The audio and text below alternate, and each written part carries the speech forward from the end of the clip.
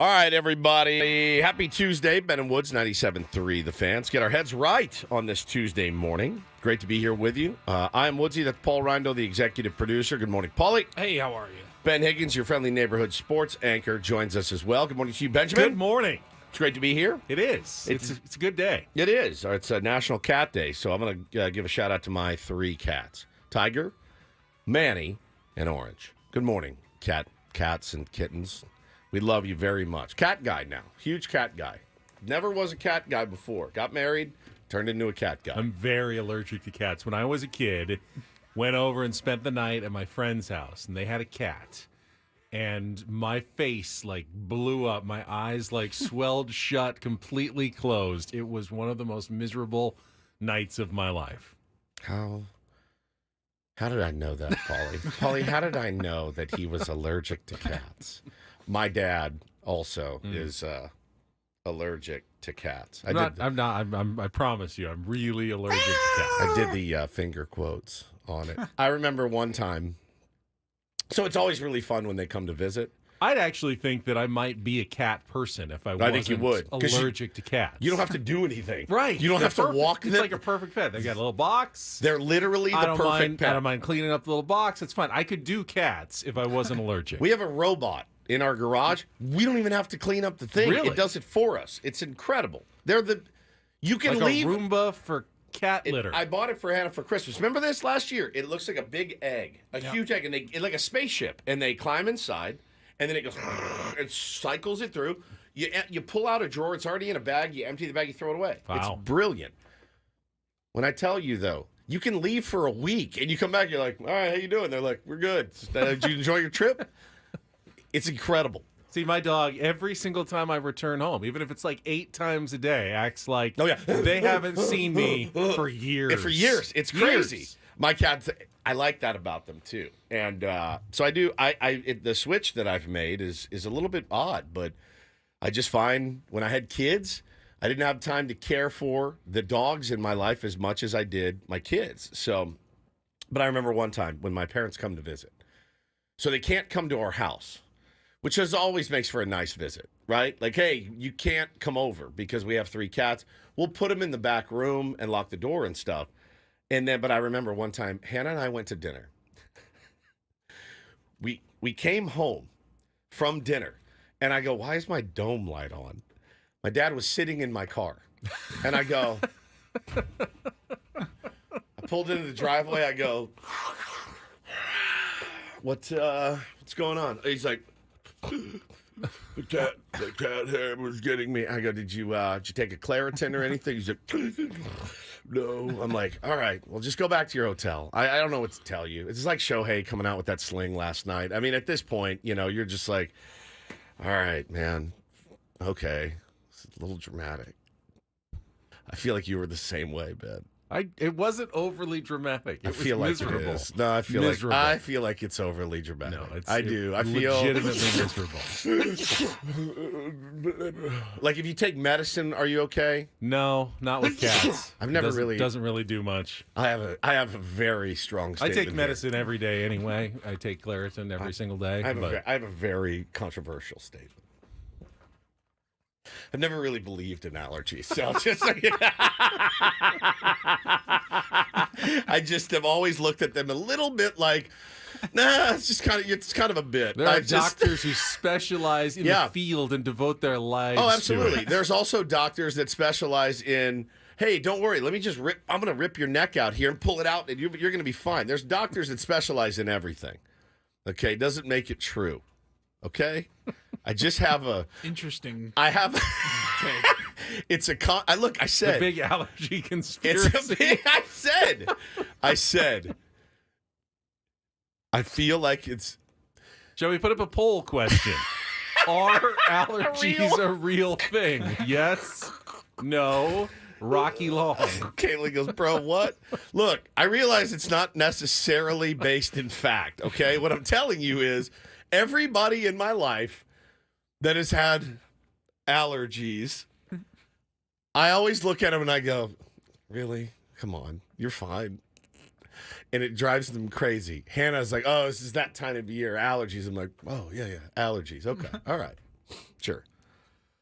You really want to blame us for our failures, apparently, in this arena. I see this. I'm getting crushed right now, which is fine. It's absolutely fine. It's half tongue in cheek, but I just remember my friend when we were kids. We lived in Texas. We had a big ass yard, and I mean a big ass yard. Like, I don't know how much an acre is, but it was one of them plus some more. And I remember going out, having to slog through mowing the grass and all that. And I remember my friend down the street with a big ass yard. He's like, "Oh, I can't mow my lawn. Why? The allergies." I'm like, "Oh, okay, sure, all right, sounds good." Hannah, even my wife says she has allergies. Says they're definitely overblown. For some people, but I don't think that is a blanket statement you can just make. I think it is. Just take a Claritin. You'll be fine. Paulie, do you have any allergies? No. No, exactly. See? But I also strong of mind. You're strong of mind and body. That's why you don't. But if somebody tells me they have a peanut allergy and they'll die if they have any peanuts, I think you have to respect that. I'll probably keep peanuts away from them if I can help it. I mean, food is different. It's an food actual like syndrome. It's different. Just because It's not Paulie doesn't have different. allergies, Paulie, do you have ALS? No. I mean, it doesn't mean it's not real. It just means you don't have it. So this kid in Bo's class had a peanut allergy, and it was one of those things. It was like he can't be in the vicinity of nuts anywhere. You can't have a nut near him. Now, guess what? He's sucking down planters and cashews, and everything's fine. Reese's. It's weird. You can grow out of allergies. That is true. Wow, no kidding. You can't grow out of ALS, as you said. All right, you can't grow out of some of these other things. Hence why I've always thought they were kind of a bit. I feel like my friend just didn't want to mow the lawn. I feel like you just don't really like cats. I do. So you work with me every day. Yeah. I come in here probably covered in cat hair. Never once have you been like, now that I just told you, I don't bury my face in your shirt or anything. I mean, please don't. Let's see how sick he gets. Look, come on, get in here. Get all over. You're gonna be sad if I cannot continue the program. This is what you call an experiment. Oh no! See, look at him. Look at him. You're so full of it. This is what I'm talking about. 7 years we've worked together intimately. We've been close. There's a picture of me literally sitting on your face. Never once, Paulie, has he been like, cat hair is driving me crazy. And I got cat hair all over me. I mean, maybe he has, and we just chalked it up to him being tired. No. Watch him know. The course of the show. It's a bit. You're doing a bit. I just don't think you like cats. You chose violence this morning. I did. It's National Cat I'm Day. trying so hard to sneeze right now. It's like I'm close, but I can't quite get there. It's like just want to sneeze badly. Yeah, of course you do. Look up at the light. Yeah, look up at the light. See if I can get that sneeze going. Now, I sneezed like 4 times yesterday. Does that mean am I allergic to something? Or I have some dust in my nose? That could be either. Okay. I think you're the Shohei Ohtani of allergies. My other hypothesis is Shohei's not hurt. Not even a little. He's fine. And if he was so hurt, you shouldn't play. They wanted to milk that moment last night. They really did. And if you saw him in the sling, my eyes rolled so far back in my head, I got allergies. And they went all the way back in my head when I saw him standing there and walks out to do his high fives in a sling, which I read that's the worst thing you can do for one of those shoulders, is put it in a sling. So, what about just holding on to your collar? Holding onto your shirt like this, leading off first base. Anybody else want to die when they saw that? Because I did. Well, you were right when you said he wasn't going to be able to steal bases. Yeah. That was announced before the game. That would be dumb. Ladies and gentlemen, we are putting a leadoff hitter on who is not allowed to steal bases. Thank you. We will take no more questions. And we actually prefer he doesn't slide. And if he can avoid running, well, when you put him wouldn't you put a guy like that a little down in the lineup, if that's the case? The good news is when you get him on and the guy after the next guy just hits a 2-run homer, all he has to do is jog. Can you jog? If you can jog, fine, because that's what the Dodgers do, is they just hit tanks. And the Yankees don't hit at all. So, it's 3-0, man. Dodgers on the verge right now of the first full season championship since 1988. And I have a theory. We can talk about it today. Not really a theory, more of a statement. they're going to be insufferable. But you know what? You've earned this insufferability. I had a problem with you being insufferable when you hadn't done anything. You play the way that you guys have played this postseason. Tip my cap to you, dude. You've kicked the crap out of everybody you've played. You've played incredible baseball, fundamental baseball. Be insufferable. When you win a World Series, when you win a full season World Series, you're allowed to be insufferable. It comes with your fan card. What I've been saying for 7 years is wait till you win one. Now you're on the cusp, you're gonna get one. Yes, now it's fine to be insufferable. You guys have earned that one, man. You've earned it. And they're playing great baseball. The Yankees are one of the worst World Series teams I think I've ever seen. Just not even interesting to watch. Not even a little bit. So it's hasn't been much of a series. It was billed as a good series. I'm guilty as charged. I said Holyfield. Tyson Holyfield, Ali Frazier. Bro, You lied to me. This is two rednecks fighting in the backyard, and one big redneck and one really skinny redneck. That's what this fight has been. It hasn't been much of one at all. Chat says Woods is very judgy this morning. Oh, like 1 for 13 with 7 strikeouts? Yeah. Oh. That's Judge-esque. That's Yeah. Sorry about if you have allergies and you're going to get mad at me. I'm sorry. Just lived with it my whole life. Live with it now. Yeah, right. Look, here it comes. Here it comes. I think my dad's sitting in my car. I think that's what set me over the edge of I'm at the point of no return. Us pulling in and me going, what are you doing? sometimes you just need to remove yourself from the situation. Sitting in my car, sitting there, with the dome light on. What is happening? You're supposed to sit in the dark? What are you? You know what? Just don't come over anymore, I guess. All right. You can make it? I don't know. I'm a little iffy now. I'm a little iffy going forward. Chris says, Woods is allergic to empathy. I'm like the most empathetic person I know, but I also know a fraud when I see one. And I think I saw a fraud last night.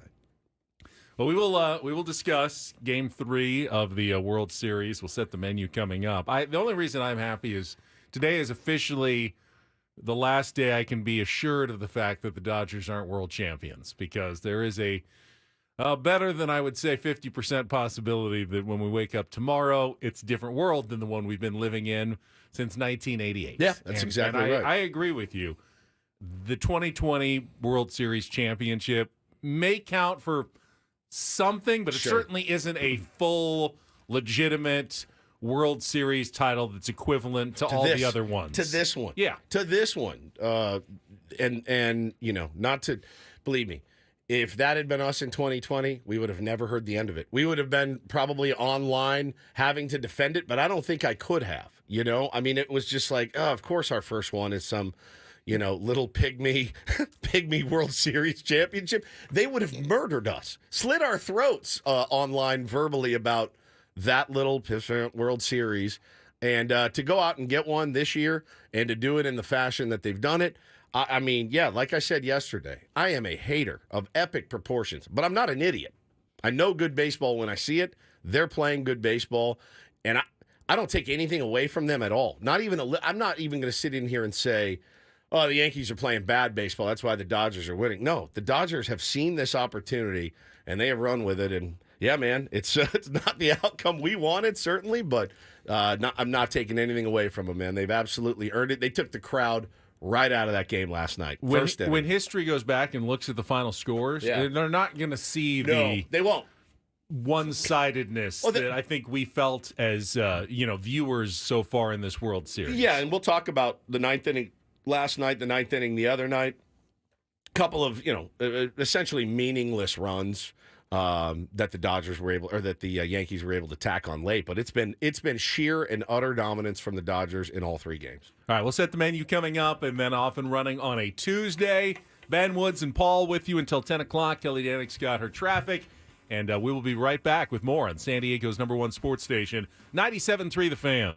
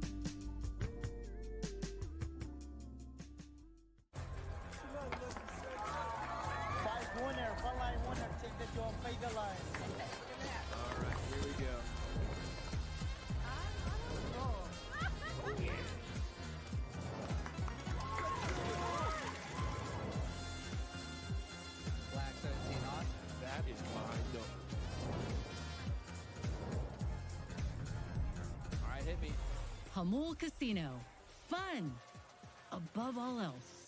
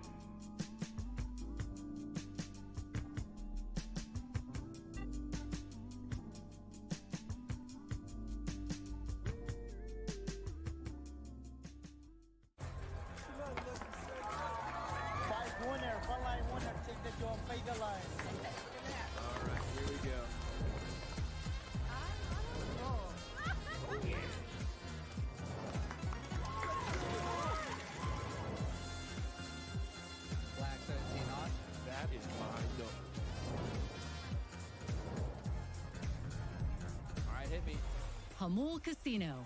Fun above all else.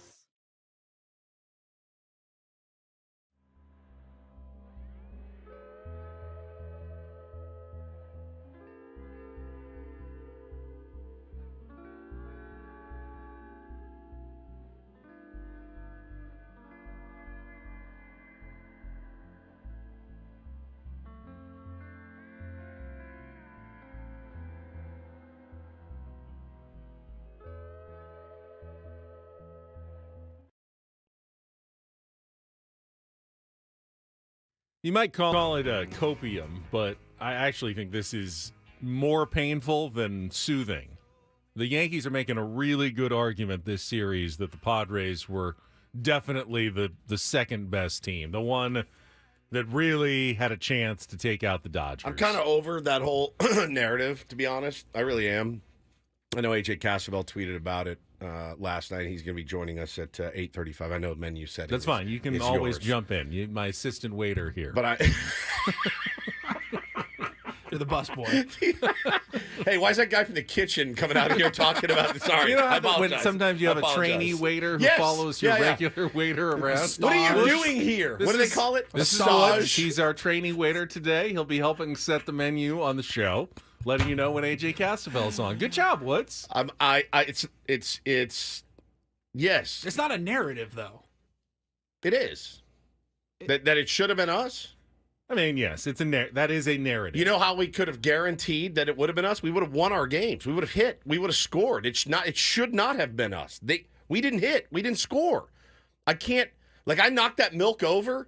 I can't scrape that milk back in the jug. Like, it's dead and gone. The Yankees can say the same thing, except they can't say they had the Dodgers on the ropes and one game from elimination. But they've also stopped hitting. Stopped hitting. All Right it doesn't at the feel wrong like a time. narrative. It feels like an absolute fact that the Padres are the best team that the Dodgers had to face in the playoffs. There's no doubt about it. The Padres were the best team the Dodgers have faced in the playoffs, bar none. Not even close. But the only team to give them a punch in the mouth. Any sort of fits whatsoever. Yeah. The only team to really, really push them at all. How does that not bother you? Oh, it does. But I can't.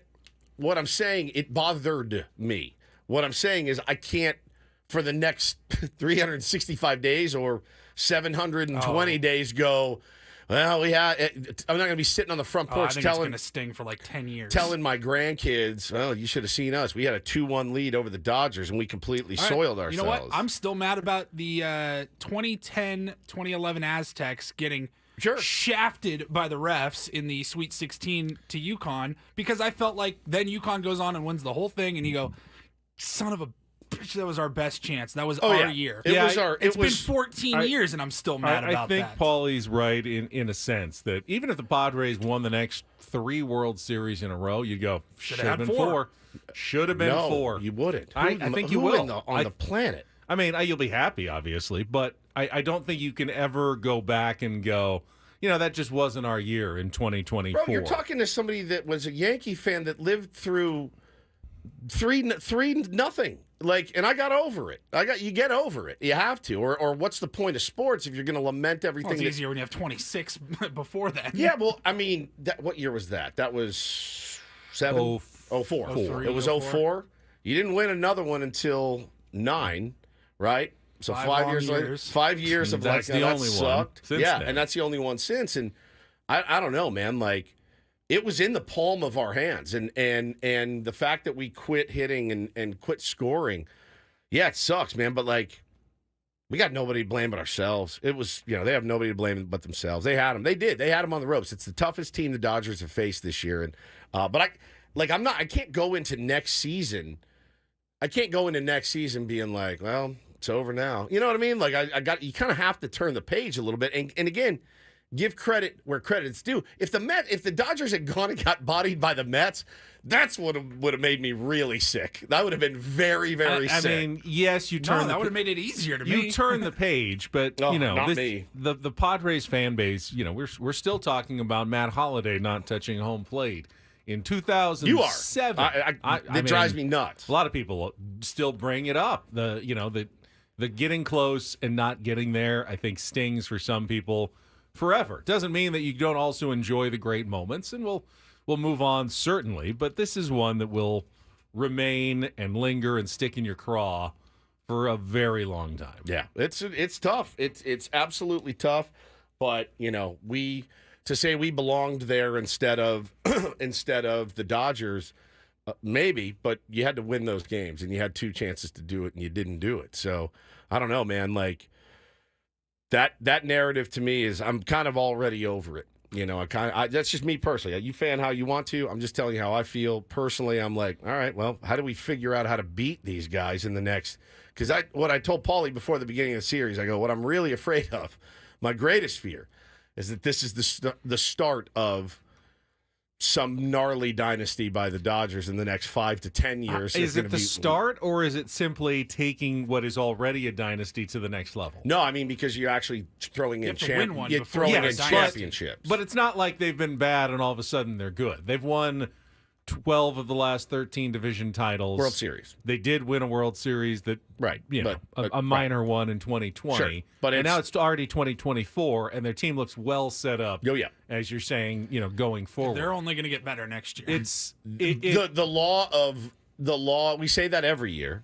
about them. And they do. And they don't, because they don't win the World Series every year. But they get better. I think what's frustrating for Padres fans is most teams, even the Yankees, seem to cycle.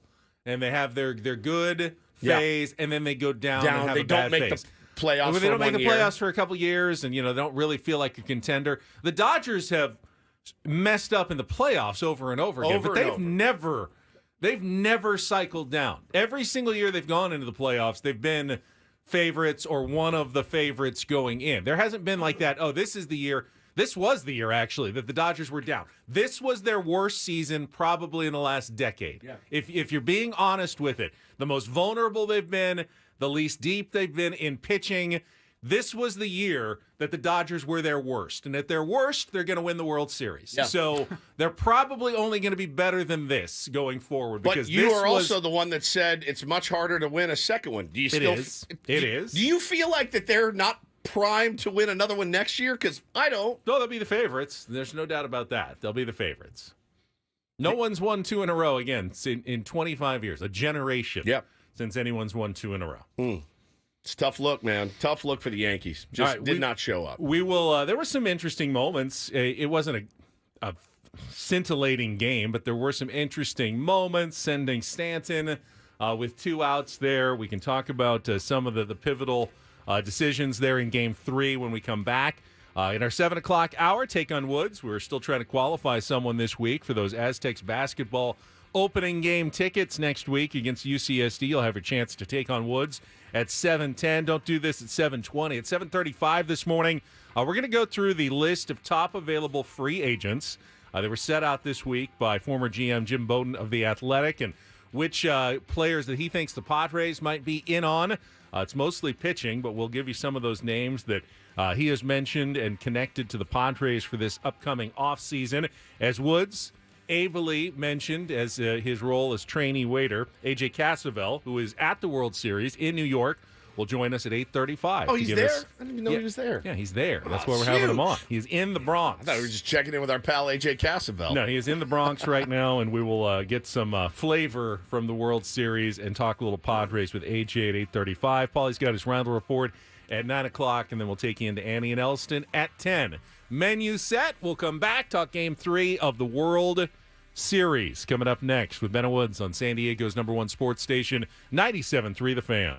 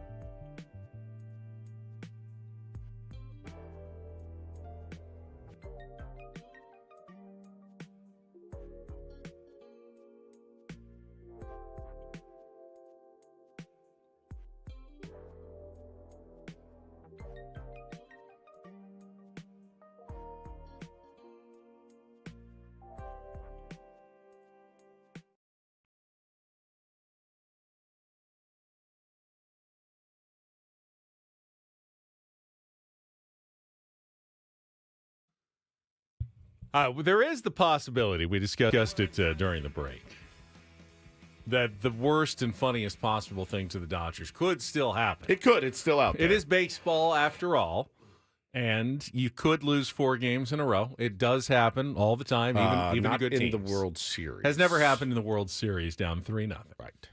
But it's not Happens all the time. It's not mathematically impossible. No. To come back and win 4 straight games. Got to win the first tonight. And we'll talk about Game 4 a little bit later.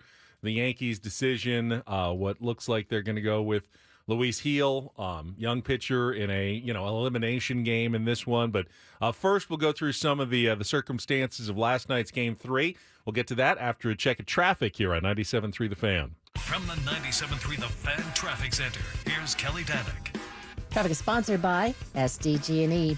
It looks like they cleared that crash on westbound side of the 8 at the 805, so we're seeing just a little residual slowing heading through that area. Now it's southbound 5's turn in the downtown area before Civic Center, collision blocking middle lanes. So yeah, expect to see some very tight traffic there. Also traveling on the southbound 805 at the south 163, stalled vehicle over to the right shoulder. In peak wildfire season, as a last resort, SDG&E may need to shut off power in specific areas for public safety. Learn more about public safety power shutoffs at sdge.com/PSPS. I'm Kelly Danick with Ben and Wood, San Diego's #1 sports station, 97.3 The Fan. So despite a partial shoulder dislocation, Shohei Ohtani back in the lineup, leading off for the Dodgers last night. And while, Woods, you have called into question, perhaps Shohei's exaggeration of the injury during the game, he certainly didn't look completely like himself to me, even looked on exactly, his swings at the plate. His swings looked exactly like they've looked in think so? every other World Series game. He hasn't had a great World Series to begin with, but there's 2 games. He hasn't. I don't know. I think that there's definitely, an issue there. The fact that they walked him on 4 pitches to lead off the game, It's inexcusable. didn't even make him swing, that was a bad start for Clark Schmidt. You could tell that his command may have been an issue, and it was in that game yesterday from the very get-go. And I don't understand why you don't just throw first pitch heater and say, if you really have a dislocated, subluxated shoulder, hit it. See how far you can hit it. And if he gets you, he gets you. It's 1-0 in the first. Okay, no big deal. But to get him on nothing even close to the zone, nibbling on the outside corner, throwing away. Didn't even have an opportunity to swing the bat, which is exactly what you wanted to do. If I'm Aaron Boone, the first thing I tell Clark Schmidt is throw him heaters and let's see what he can do with it. Challenge him. If his shoulder is dislocated, and Doc talked about it in a later interview in the game, he said, even just him standing in the box is a presence. Yeah, 100%. Absolutely right. He said a percentage of Shohei is better than anybody else, and he's absolutely right about that. So he's just up there wagging the bat. Make him swing it, man. So you walk him, and then what happened with Betts? I think a fly out. He made an out. I don't remember exactly how. And then Freddie Freeman comes up and does what Freddie Freeman does to pitches in that zone. He doesn't, though. I saw a stat yesterday. He has never homered in his career on an up-and-in cutter that Clark Schmidt threw. He has never, in like 222 cutters he's seen up there. Oh, that was a cutter? Yeah, and he's it was like an amazing stat. Like, Freddie has never hit that pitch out of the ballpark, and yet he did. Like, he knew it was coming. It's the same location as the pitch from Nestor Cortez. Little higher. Little up. Little higher than that one. So he drops head, out, 2-0. And it's just the blink of an eye. And the Yankee Stadium crowd, dead. They're gone. And 2-0 to that team is that 2-0 to that team. It's insurmountable. I mean, it's insurmountable. And I think every Yankee fan felt it. Like, did it not feel like game over right there? 100%. I mean, and the crowd just silence. Even more silent than when Fat Joe was out there. And it was pretty quiet when Fat Joe was out there. It was a rough one for Fat Joe last night. But yeah, and then on we go. Clark Schmidt, you know, I was telling these guys off the air, every year we go into the World Series, or really you go into any playoff series, and you have these things on paper that should check off, right? You should be able to say, yep, okay, Dodgers have a really good bullpen, check. The Yankees have far superior starting pitching, check. The offense for the Yankees is great at the top, check. Literally nothing's come through. I mean, nothing. No one knows anything. It's so futile to even speculate that we know about baseball when the Yankees starting pitchers, other than Cole, they can't get out of the third. I think the one thing that has played out, though, that we predicted is that the Dodgers' depth in their lineup has been a major factor versus the Yankees. Major. You know, you can argue that the stars cancel out. They haven't, because Judge has struggled and the Dodgers have gotten more production out of their stars. But it truly is the 5, 6, 7, 8, and 9 hitters that have been the complete difference in this series. Yeah, it's the comparison of Jazz Chisholm, Austin Wells, Anthony Rizzo, Anthony Volpe, Trevino last night, Verdugo, who did hit a bomb later off Kopech, which I guess there's something to build on there. Maybe not. But then you look at what Kike's done, what Teoscar has done, what Will Smith, he hasn't really done much. What Muncy's done. And Tommy Edman has been huge. It's just the worker bees. Lux has gotten on enough. They've done more than enough at the bottom end of their lineup. And you can't give a team like the Dodgers. I was texting with some buddies last night, and it was like, these guys, they don't chase. They don't. They do not chase. They don't expand their zone. And they take their walks, and walks absolutely murdered the Yankees last night. 2 hit batters and 6 walks last night? You cannot do that. You can't give away free bags. They gave away 3 free bags in the first game. They gave 6 free bags plus 2 hit batsmen. That's 8 free bags last night. You can't do that to an average team. You can't do that to the Brewers. You can't do that to the Cardinals. They're gonna make you pay. Could have gotten out of hand kind of early. They got the single by Mookie Betts in the top of the third on the 9-pitch at bat. Just fought one off to score Tommy Edman, loaded the bases, and the Yankees got the benefit of a 3-1 pitch, a call that was off the outside of the plate that could have forced in a run.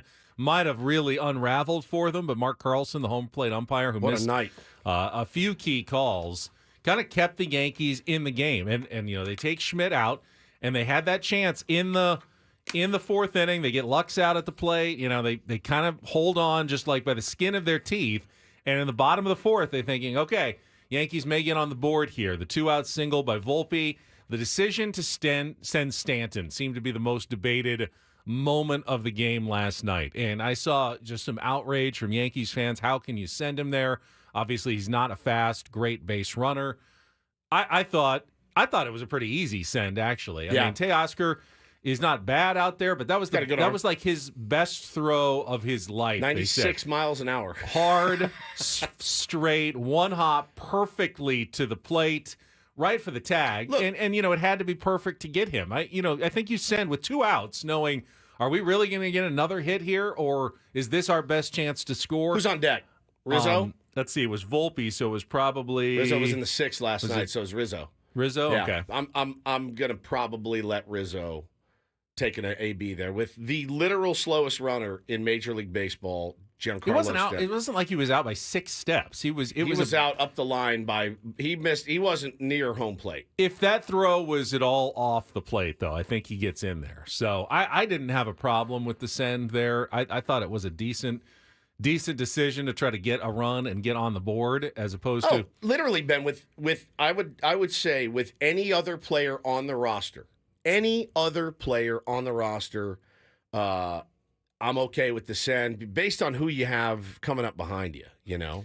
Buehler was outstanding, though. You know, I don't know how many chances you were going to get against him. I'm surprised that Dave Roberts pulled him after just 76 pitches, 5 innings, just the 2 hits, 2 walks, 5 strikeouts, was getting more swing and miss, seemed to have more command, better life. That cutter that, you know, he'd start at the left battered hip and it would, you know, just cut right in over the plate was nasty a couple of times last night. Walker Buehler has been quietly a major factor for the Dodgers. After that 6-run inning, you know, he gave up to the Padres, he has been outstanding for the Dodgers this postseason. And that really came out of nowhere after his injury, his poor regular season, his poor debut in the playoffs against the Padres, and then just like a snap of a finger, he has been vintage Walker Buehler. And locked it in. That has really been a major factor for the Dodgers. Yeah, locked it in 100%. The other thing I noticed last night, and I tweeted this before I saw John Boy break it down each one, I've never seen a team in the World Series more passive on 4-seam fastballs. And I mean, Walker Buehler, first pitch to Aaron Judge. I was sitting there with Hannah, and I go, all right, watch this. You would be a lunatic to throw him a fastball. What's he throw him? Fastball. Maybe all those Trent Grisham pep talks the Yankees have been getting about, hey, you guys see a fastball down the middle? Just take it. Take it. You take it every time. Do not swing. Hey, listen, 2-0, it's a hitter's count. Don't trust it. I may not get in any of these playoff games, but I want to make sure I have a big impact on this series. You be like me. You take every single pitch that's straight and down the middle. So I tweeted it last night. I said, I have never seen a team shy away from hunting fastballs more than the New York Yankees in my life. And I said, and I'm a Padres fan, right? I feel like our guy, in fact, I think we were one of the worst teams against the fastball. Padres were not very good against the fastball. In 2024. They hit everything else. The fastball, the Walker Buehler fastball, by the way, which is not the Paul Skeens fastball. It is not the elite of the elite. It's good. It's 94, 95, down the middle. So John Boy goes and puts it together. The Yankees, listen to this. The Yankees watched 24 4-seam fastballs go by for called strikes tonight. That's the most by them in a single game this season. It's the second most by any team this season. The Nats had 27 on May 4th. They're standing up there, hitters counts 2-0, and the heater is going right by them, and they're not even offering at it. They're not even trying like that. When you look at that and you say, my team didn't even try last night, I actually buy that. I buy that. If you're not up there looking to hunt fastball with the team that you have, I don't know what you're doing. I don't know what your game plan was. It was horrible, and it made no sense. And my little leaguers would have a better approach than the New York Yankees did last night. I think anybody listening that coaches a team, your little leaguers, your high school team, your adult ball team, they had a better approach than the New York Yankees had last night. It made no sense. None of those guys are wild. Like, they're all around the zone. Buehler's around the zone. Hudson's around the zone. Kopech's around the zone. Gratterall's around the zone. Everyone's around the zone. What are you looking for if you're not looking for the heater? Dodgers did walk 6 batters last night, but maybe that's a function of the Yankees just not swinging that much. I mean, you don't do when you only have 5 hits, you're not doing a lot of damage on those 6 walks. They didn't have a hit until the 4th. You know, Walker Buehler's throwing a no-no through 3 2/3 or something. So I had no idea what they were trying to do last night, but it was not a winning baseball strategy. I'm telling you, man, it was rough. And then you had the missed call to Gleyber Torres, which, listen, you're going to get missed calls. It's going to happen. And I tweeted this, and I stand by this. Aaron Boone, who will absolutely crap his pants and fire out of the dugout in May against the Blue Jays on a low strike 3 call. That call 6 inches above the zone on Gleyber Torres, rallies over, Soto on deck, Aaron Judge leaning over the railing just gives him like a look. Didn't say a word. In a World Series game in which your team has not had any spark whatsoever, could there have been a better time to go out and kick some dirt, get in that guy's grill, and tell him how big of warriors and battlers your guys are, like you do in May and June against the Reds, but you don't do it here? I just looked at that and I went, that man is cooked right now. He's just completely cooked like his team. They're done. Little help from the home plate umpire, but Dave Roberts once again managed his bullpen quite successfully. 6 different guys coming in after Walker Buehler. Most of them just, 2/3 of an inning, a third of an inning, 2/3 of an inning, a third of an inning from Brazier. And then, yes, Kopech gave up the home run, but ultimately when you're up 4, it doesn't matter in the 9th inning. The only question on that strategy, and when you're up 3-0, there's not much you can really question, is knowing you've got a bullpen game today. They went pretty early to that bullpen, and you used, Kopech for 24 pitches, Brazier for 22, who's been kind of your opener starter guy.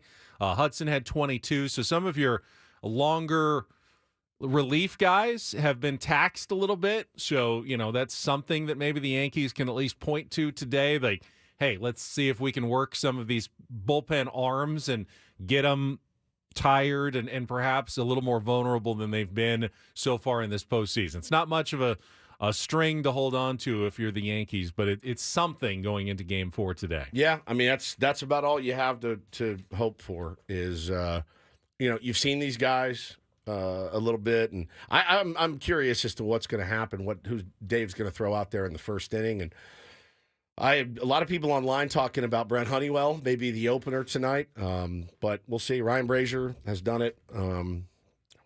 They got it in the bag, it feels like. Hard to disagree with that assessment. Yeah, I mean, I do think if the Yankees found a way to win tonight, with Garrett Cole going tomorrow, they could get the series back to L.A., which would maybe change the dynamic a little bit, and the pressure would start shifting back to the Dodgers. You do not want to even think about having to go to a Game 7 after you're up 3-0, which makes Game 6 feel like a must-win if you're the Dodgers. I just don't know how they get it necessarily to Game 5 with Heel on the mound, who is not a control pitcher, going up against a disciplined Dodgers lineup. This has all the recipes for 11-1. Just wrap it up easily and roll over, man, and just roll over and go home. If the Yankees don't do that, they could get back in this series and try for some history. Yeah, you can't do it until you win a game. You got to win one game. So it doesn't look good right now. All right, we'll take a timeout. When we come back, it was a sports equinox yesterday. Other things going on, including a little Monday Night Football. We'll do that. Take on Woods also coming up next year on 97.3 The Fan.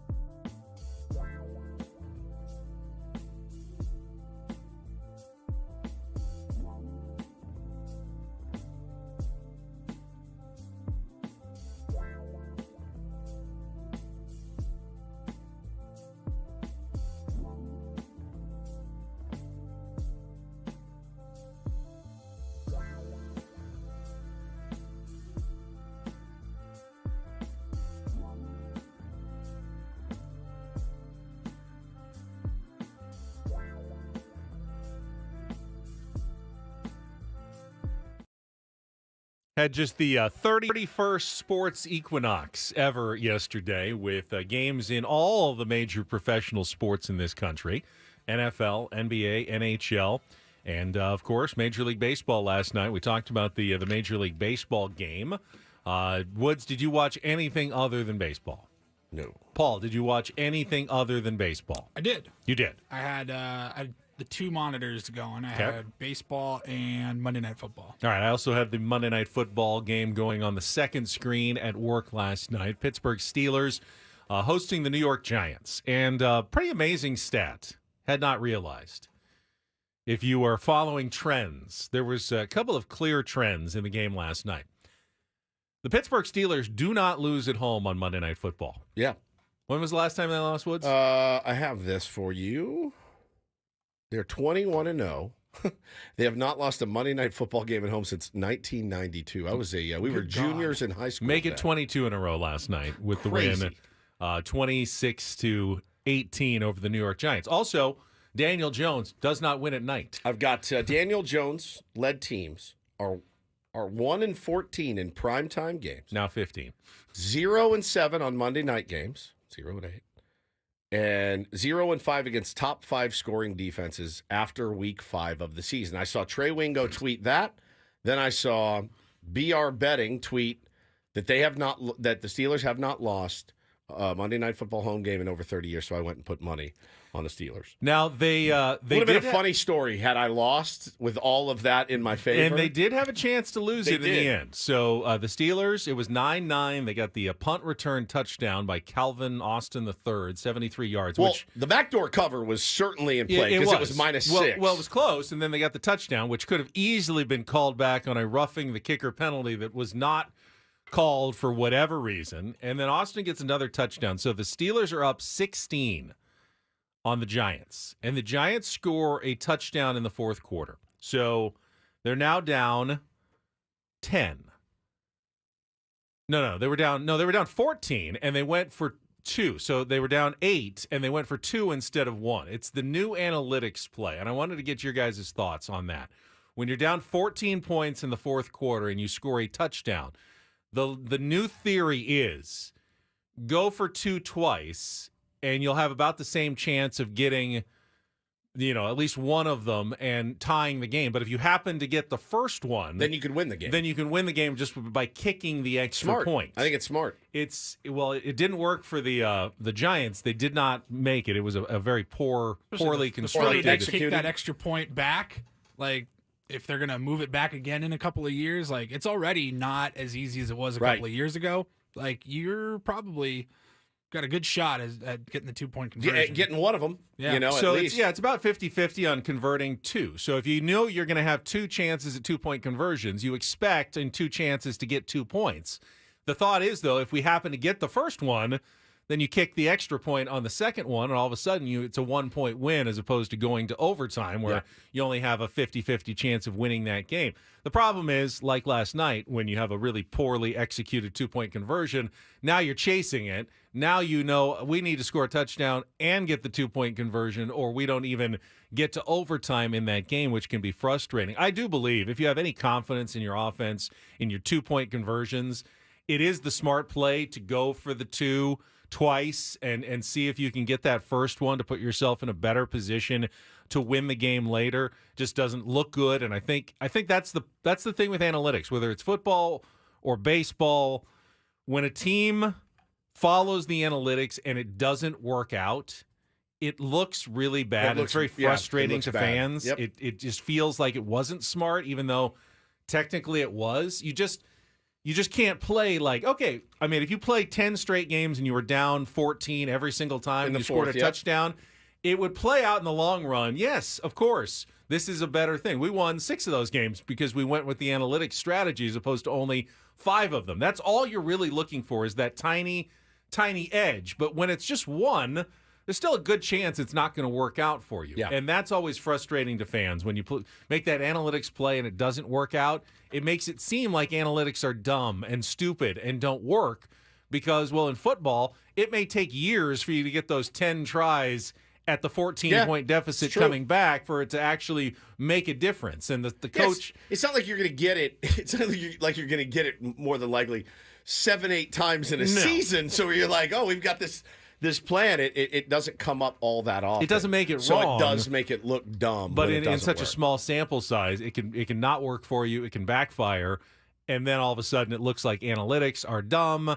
And, stop listening to the math geeks when they're telling you to do this. This is how football has been played forever. You're down 14. You kick the extra point to get within 7. Sure. Why would you go for 2 in a situation like that? And then you miss it like the Giants did. And you really look like you're foolish. When you're not being foolish, you're being smart. It just didn't work out the way you were hoping it to work out. 100%. So anyway, also saw that interesting situation where George Pickens had 2 touchdowns called back, including one on a play I'd never seen where he got 2 feet down in the end zone, but it was the same foot twice. He landed on his right foot, hopped, and landed on the right foot inbounds again, and then fell on his butt out of bounds, but the left foot never came back. They called it a touchdown originally. They had to reverse the call, knowing, well, you have to actually get 2 different feet down. It's not the same foot twice. It's 2 feet, but they have to be 2 different feet to score a touchdown. Well, your beloved Lakers and the Sports Equinox lost to the Phoenix Suns. Sorry about that. First road game, and Phoenix with Kevin Durant, Devin Booker, good team. LeBron only scored 11 in that game. Was not at his best. 3 of 14 shooting. Anthony Davis was good again. Austin Rivers was good again. Your Memphis Grizzlies, who you're high on. Yeah, they lost. They lost. Let's see. How about hockey? Anyone watch any hockey? I did not watch any hockey. Watch any hockey either last I night. wish we had a squad here. But, your Sports Equinox did take place last night. I placed a $10 Sports Equinox bet yesterday across the 4 majors at least. And I had the Maple Leafs in the NHL. They won. They did, okay. I did not watch a second, but I was following on the ESPN app. Who did they play? It's a great question. I'm glad you asked. They played, that one team. Who's the team that's, the Jets. Winnipeg. Yeah. Are they still a team? Yeah. Okay. Yeah, I just looked it up. They weren't for a while, and then they came back and existed again. I had Maple Leafs, and I had Anthony Davis over 26.5. He hit. You got that? I had George Pickens to receive a touchdown, who He had had 2 not touchdowns, one, but neither of them 2 counted. brought back. And then I had a Juan Soto home run. That obviously did not. That did not happen. No. Not happen. No. The college basketball was not part of the Sports Equinox, but we do have the season getting underway, and we got tickets, a chance to win tickets at least with Take on Woods. If you want to call in now and be our contestant, 833-288-0973. A pair of tickets to San Diego State's season opener at Viejas Arena next week. On the line, if you want to battle Woods in our daily musical trivia contest, 833-288-0973. That is moments away, so call right now because the lines are open, and we need a contestant in the next minute or two. Coming up later on the program at 7:35, we're going to discuss some of the available free agents and names that could possibly be of interest to your San Diego Padres. Don't know what kind of money they have to spend this offseason or don't have to spend. Which always makes it a really fun exercise. Abraham in our chat just said, I read the Padres are cutting payroll down to 160. You didn't read that, other than maybe like some fan on Reddit posting Was it Jenna Tolles that tweeted that? Because Jenna Tolles tweeted last night that AJ Preller is currently in Japan working on Roki Sasaki, which I don't know that that's the case. That is one of the names on the list that we'll talk about at 7:35. But we don't know anything about what the Padres payroll level is going to look like. And if you think you do, then your name is Eric Katsenda, Eric Grupner, or AJ Preller.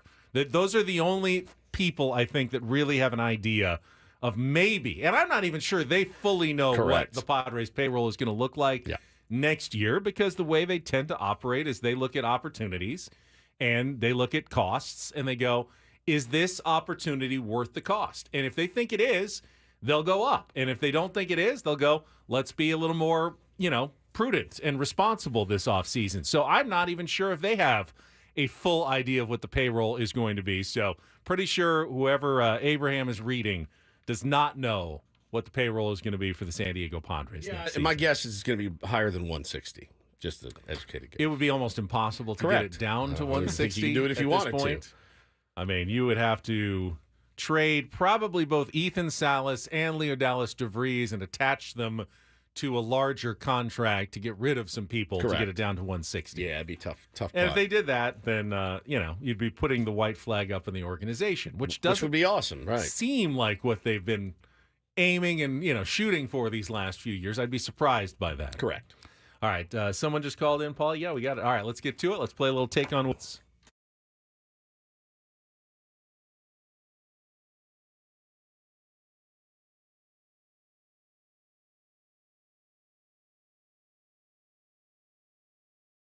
All right, let's go with Izzy.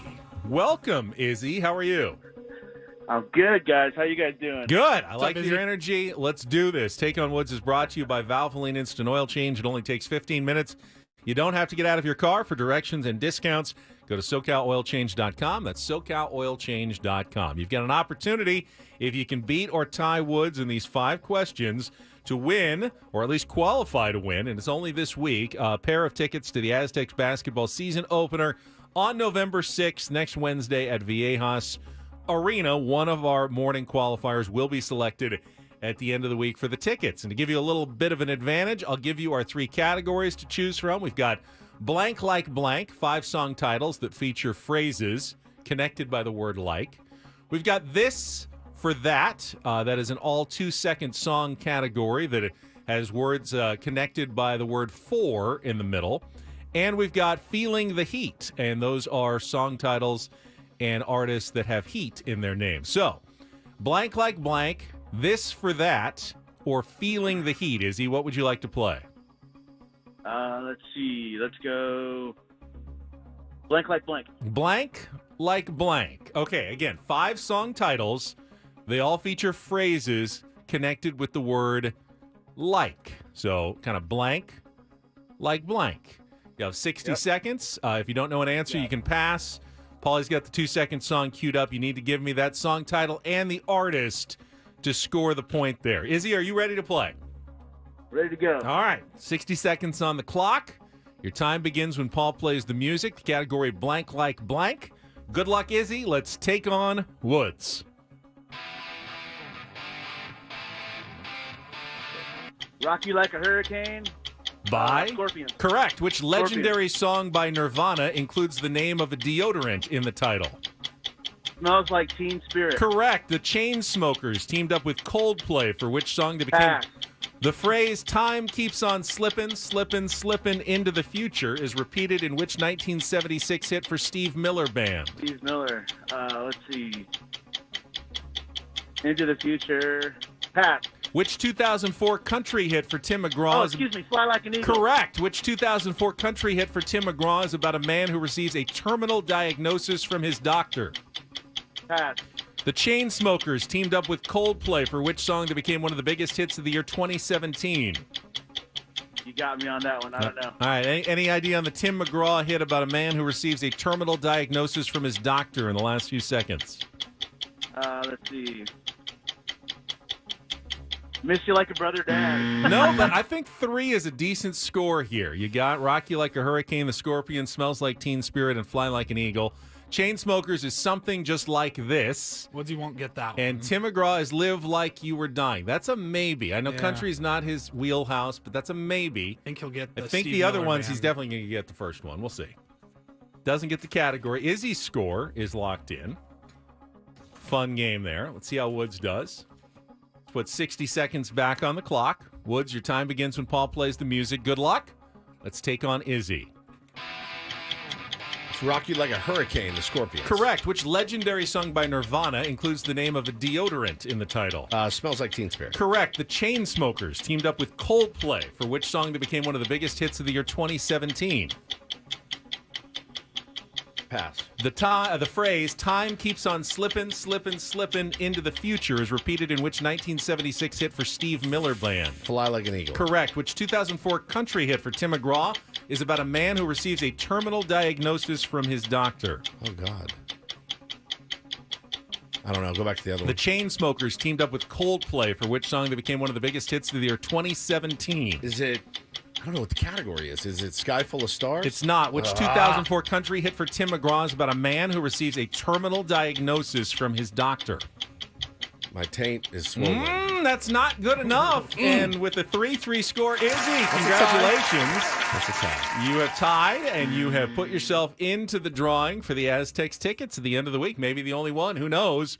Congratulations, Izzy. So you did not get something just like this and live like you were dying. Everything was connected. Rock you like a hurricane, smells like Teen Spirit. I went skydiving. That's I went that's Live Rocky Like You Were Mountain Dying. climbing. I don't know that if I know I that went one. 2.7 seconds. Yeah, live like you were dying. Tim I think McGraw. I've heard it, but I'm I sure don't you know probably the- heard it. Yeah, Thought maybe the context clues might, I had no might idea. give that what one was the away. Coldplay one? Something just like this: Chainsmokers and Coldplay. Nope. All right, well, good 3-3. song. That means I didn't lose. You didn't so lose, I'm still though. in the running for the tickets. It's good news for everybody. You Yeah. didn't lose. Izzy qualifies for the tickets. Izzy, stay on the line. Paulie will get your information during our break. Put you into the drawing for the Aztecs tickets. Congratulations. It would be terminal When- if your taint was swollen, I think. not It's ideal. been a while since you've gotten a country one right. I'm not saying you never get Yeah. them right, but it's usually the very older Yeah, it's the old country ones, the the Waylon Jennings, Yeah, the Willie the Waylon. Nelsons. Yeah, that's those more are the my ones jam. you kind of get. Yeah, it's more my jam these days. But So- anything from like 2000 on in not country, anything. I We've mean, been, there's we've been guessing your score before you come in. Oh, yeah? And we said he's going to get three. Three. Probably not going to get the Chainsmokers. The country one, maybe it's always the Maybe. It was toss. a maybe. That was a toss. yeah, toss up. Got me. 3-3. All right. Still in the running. Adam did say in the chat I could have the tickets if I sweep the Now you league. can't.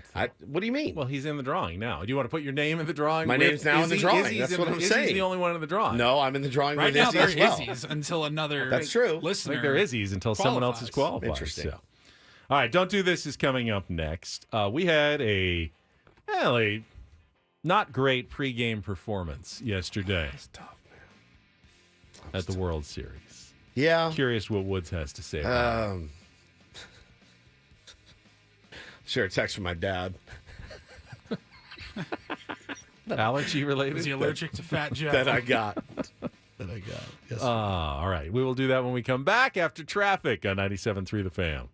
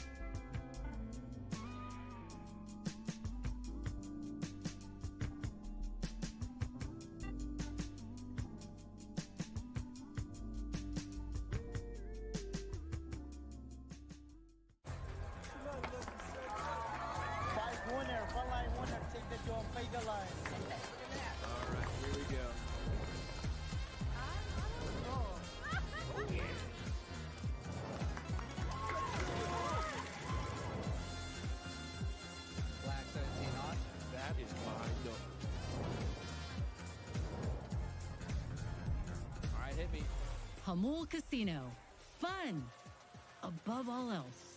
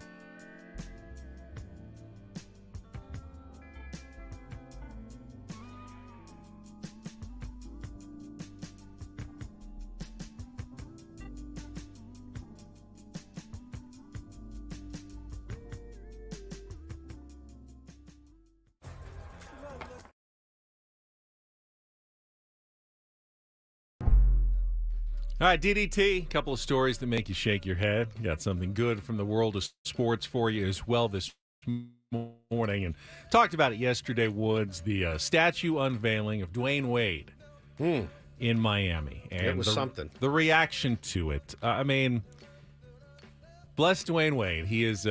He went in full defense of the statue yesterday. And I kind of get it. I mean, after reading what he said and the amount of work that went into the statue, I do feel bad for people and the criticism that it's getting for not really looking like Dwayne Wade at all. But Dwayne Wade's defense wasn't exactly the greatest either. He's, quote, "If I wanted it to look like me, I'd just stand outside of the arena and y'all can take photos." Doesn't need to look like me. It's the artistic version of a moment that happened that we're trying to cement. And it was the moment when he jumped up on the scorer's table and shouted, "This is my house," in 2009 at the end of a game against the Chicago Bulls. So what about all the reaction from social media, Dwayne? He says, I care, but I don't.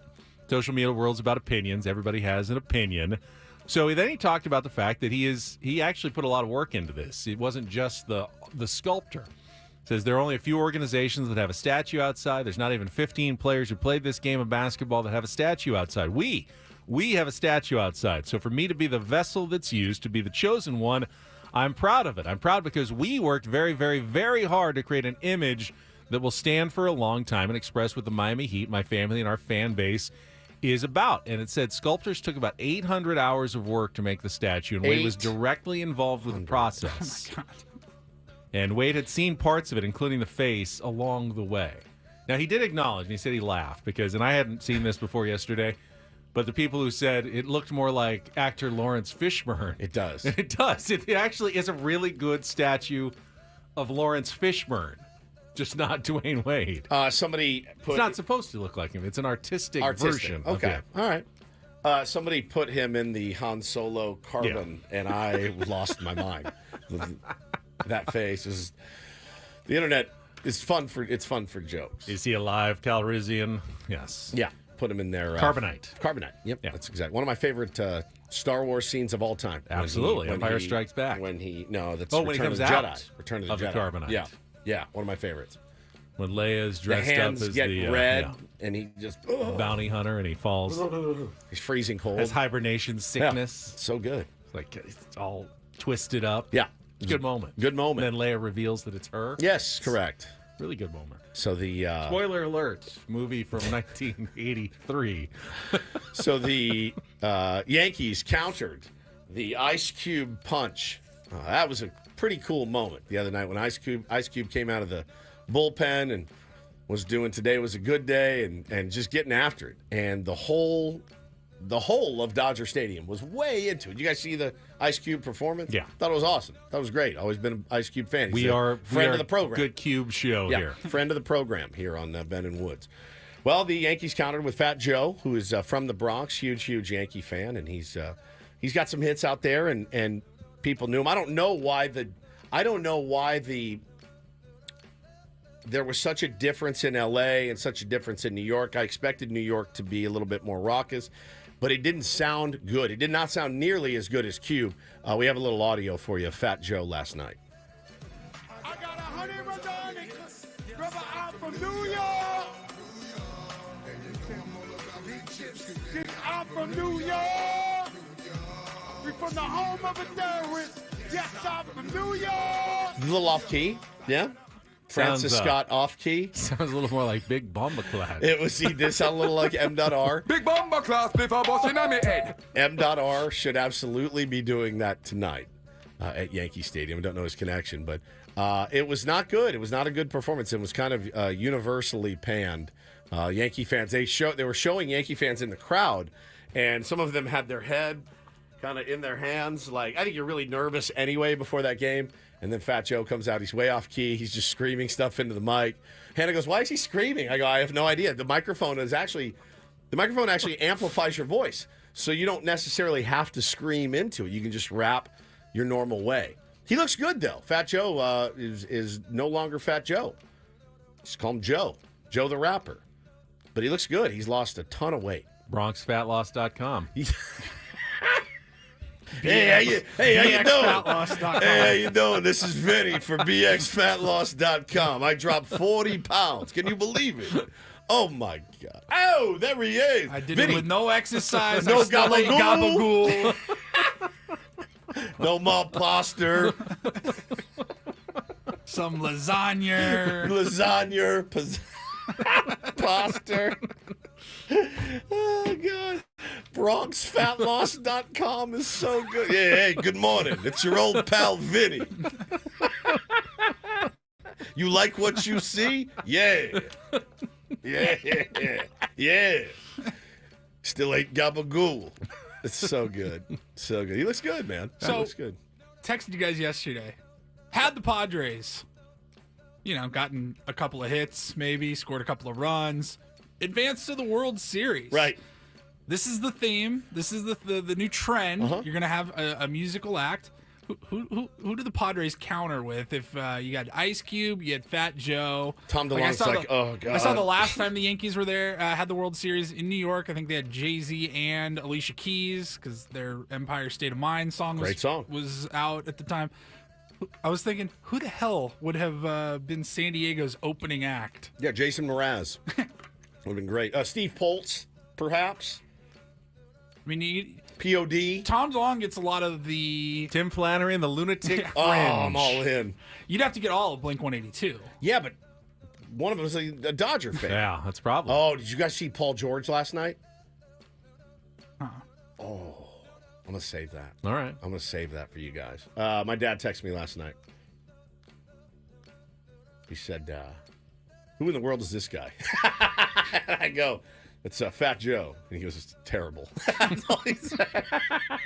In this case, Dad, you are in fact correct. I think you It nailed was it. terrible. I think you nailed it. All right, finally, some do this. DD mega doo-doo. And I know that this person is not necessarily beloved by his fan base, but when you do something good, you should be hailed for it. Carolina Panthers owner David Tepper and his wife Nicole, in a move to help the Carolinas, which have still been devastated by the recent hurricanes, held a concert at Bank of America Stadium this weekend in Charlotte, had a couple of big country music acts, got 82,000 people to show up, and they are donating all the proceeds, which I believe is over like $22 to $24 million from the concert, to hurricane relief in their communities of the Carolinas, which is a pretty cool thing to do, and you'd want to see more NFL owners, help their communities like that. So even though Tepper is not considered one of the great owners in football, certainly with perhaps the worst team in the league right now, is doing something with his resources to help his community. I like and that is worthy of a do this on a Tuesday.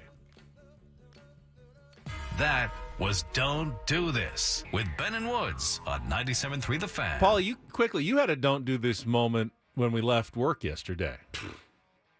So Woods and I left, and then Paulie leaves a couple of minutes later, and he texts us. I was about 2 minutes behind you guys. Yeah. So we're on the 6th floor here at our Odyssey studios. What happened to you, Paulie? So, first of all, I should preface this with, even though it's 10:15-ish in the morning, like, there's never any traffic on those elevators. No. Whether it's There might be before our people show, going up, after but show. going down, We we're- have 3 different yeah. elevators. Usually it's a straight shot all the way down to floor number 1. Occasionally, somebody will stop and I'll just have to go down. I get on it, the 6th floor here. It stops. It goes down past the 5th floor. It stops on the 4th floor. No problem. Girl gets on. She goes down to the 3rd floor. Oh, my God. All right, whatever. Doors close. She gets off. Doors close. Goes down. Stops on the 2nd floor. Oh, At my this point, God. I go, what the F? It I shouldn't screamed. be that big of a deal. It's literally adding, 25 Right, it seconds was to your nothing. day. I would have been incensed Yeah. for some reason, like irrationally Tell us what angry. you texted us back I get about your special feeling that you have. I get so mad, like personal. It's like a personal affront yeah. when I'm going down an elevator and it has to stop. Yeah. And I know that's not rational behavior. I also do that when a light changes in front of me from green to red. Like it saw me coming, and it's like I get mad for some reason. I Diva. get It's- mad you're a about very diva. little. That's why. Is that what it is? Yeah, it's the diva in Bro, you. when it went from the 3rd floor to the 2nd floor and stopped again. Somebody taking one flight down bugs me, or one flight up. Yeah, it happened twice. Yeah, if it's just one, just take the stairs. Take the stairs. Don't ever, no. One flight elevators should Yeah. be banned. For sure. I'm pretty sure the guy looked like he definitely heard me through the elevator doors. Go, "What the What the F? And I go, sorry, man. All right, when we come back, list of top 45 baseball free agents and names the Padres may be connected to. One I'm surprised they weren't connected to, and one name that I hadn't even heard of that they were connected to as well. We'll get to all of those coming up next with Ben and Woods on 97.3 The Fan.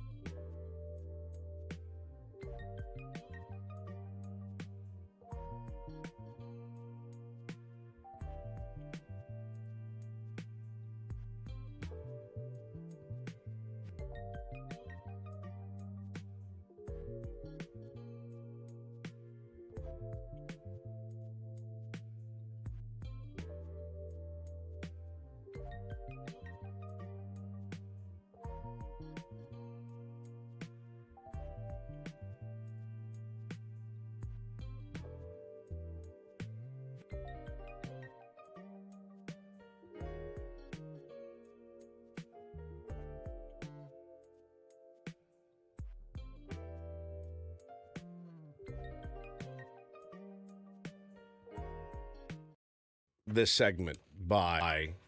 We actually should have gone back last night and done fact checking from a year ago for Jim Bowden's potential targets to see how many were actually accurate. My guess would be 0, 1, maybe. I don't know. He picks like 5 or 6 different teams for each guy, so I've got to imagine he hit on a few. You think? Yeah. I always feel like, and especially when we do this as an exercise in the offseason of, hey, who could we target? Have we ever gotten one right? Jerks and Profar. We all got Jerks and Profar. Absolutely got Jerks and Profar 100% got that right. We had him penciled in on day one before the ink was dry. But you're right. The best way to approach a Padres offseason with AJ Preller as general manager is expect the unexpected. Correct. You're probably going to end up being surprised by most of the moves. So, yes, this is simply a framework to kind of get us started. This is not a final exam. This is the first, crib sheet in a long study process that we've got that is the 2024-2025 offseason coming up. But I do have a list of the top 45 free agents as compiled by a former general manager, and I do believe the list is fairly accurate in terms of guys that will be pursued and signed. He got this that part offseason. right. So he got that part right at least. And the Padres were mentioned on a few of the players, and I want to talk about some of them coming up after a check of traffic here on 97.3 The Fan. From the 97.3 The Fan Traffic Center, here's Kelly Danick. Traffic is fueled by locally and veteran-owned Sedano Ford in La Mesa. Guys, southbound 5's been a bit tough this morning. They cleared this crash before Washington Street, but prior to that, there's this accident now on the Genesee off-ramp. A couple vehicles involved. Then in the downtown area, crash southbound 5 just before Civic Center. That is in the center divide. Westbound King Freeway before 28th Street. Got a collision over to the right shoulder. Northbound side of the 5 just past Mile of Cars Way. An accident in the center divide. San Diego, prepare for a spine-tingling adventure with Sedano Ford in La Mesa. The 2024 Ford Bronco Sport Big Bend is only $296 a month. Hurry to Sedano Ford, your local veteran-owned dealership, before this deal disappears. For more details about this offer, haunt SedanoFord.com. Boo-yah. I'm Kelly Danick with Ben & Woods, San Diego's #1 sports station, 97.3 The Fan.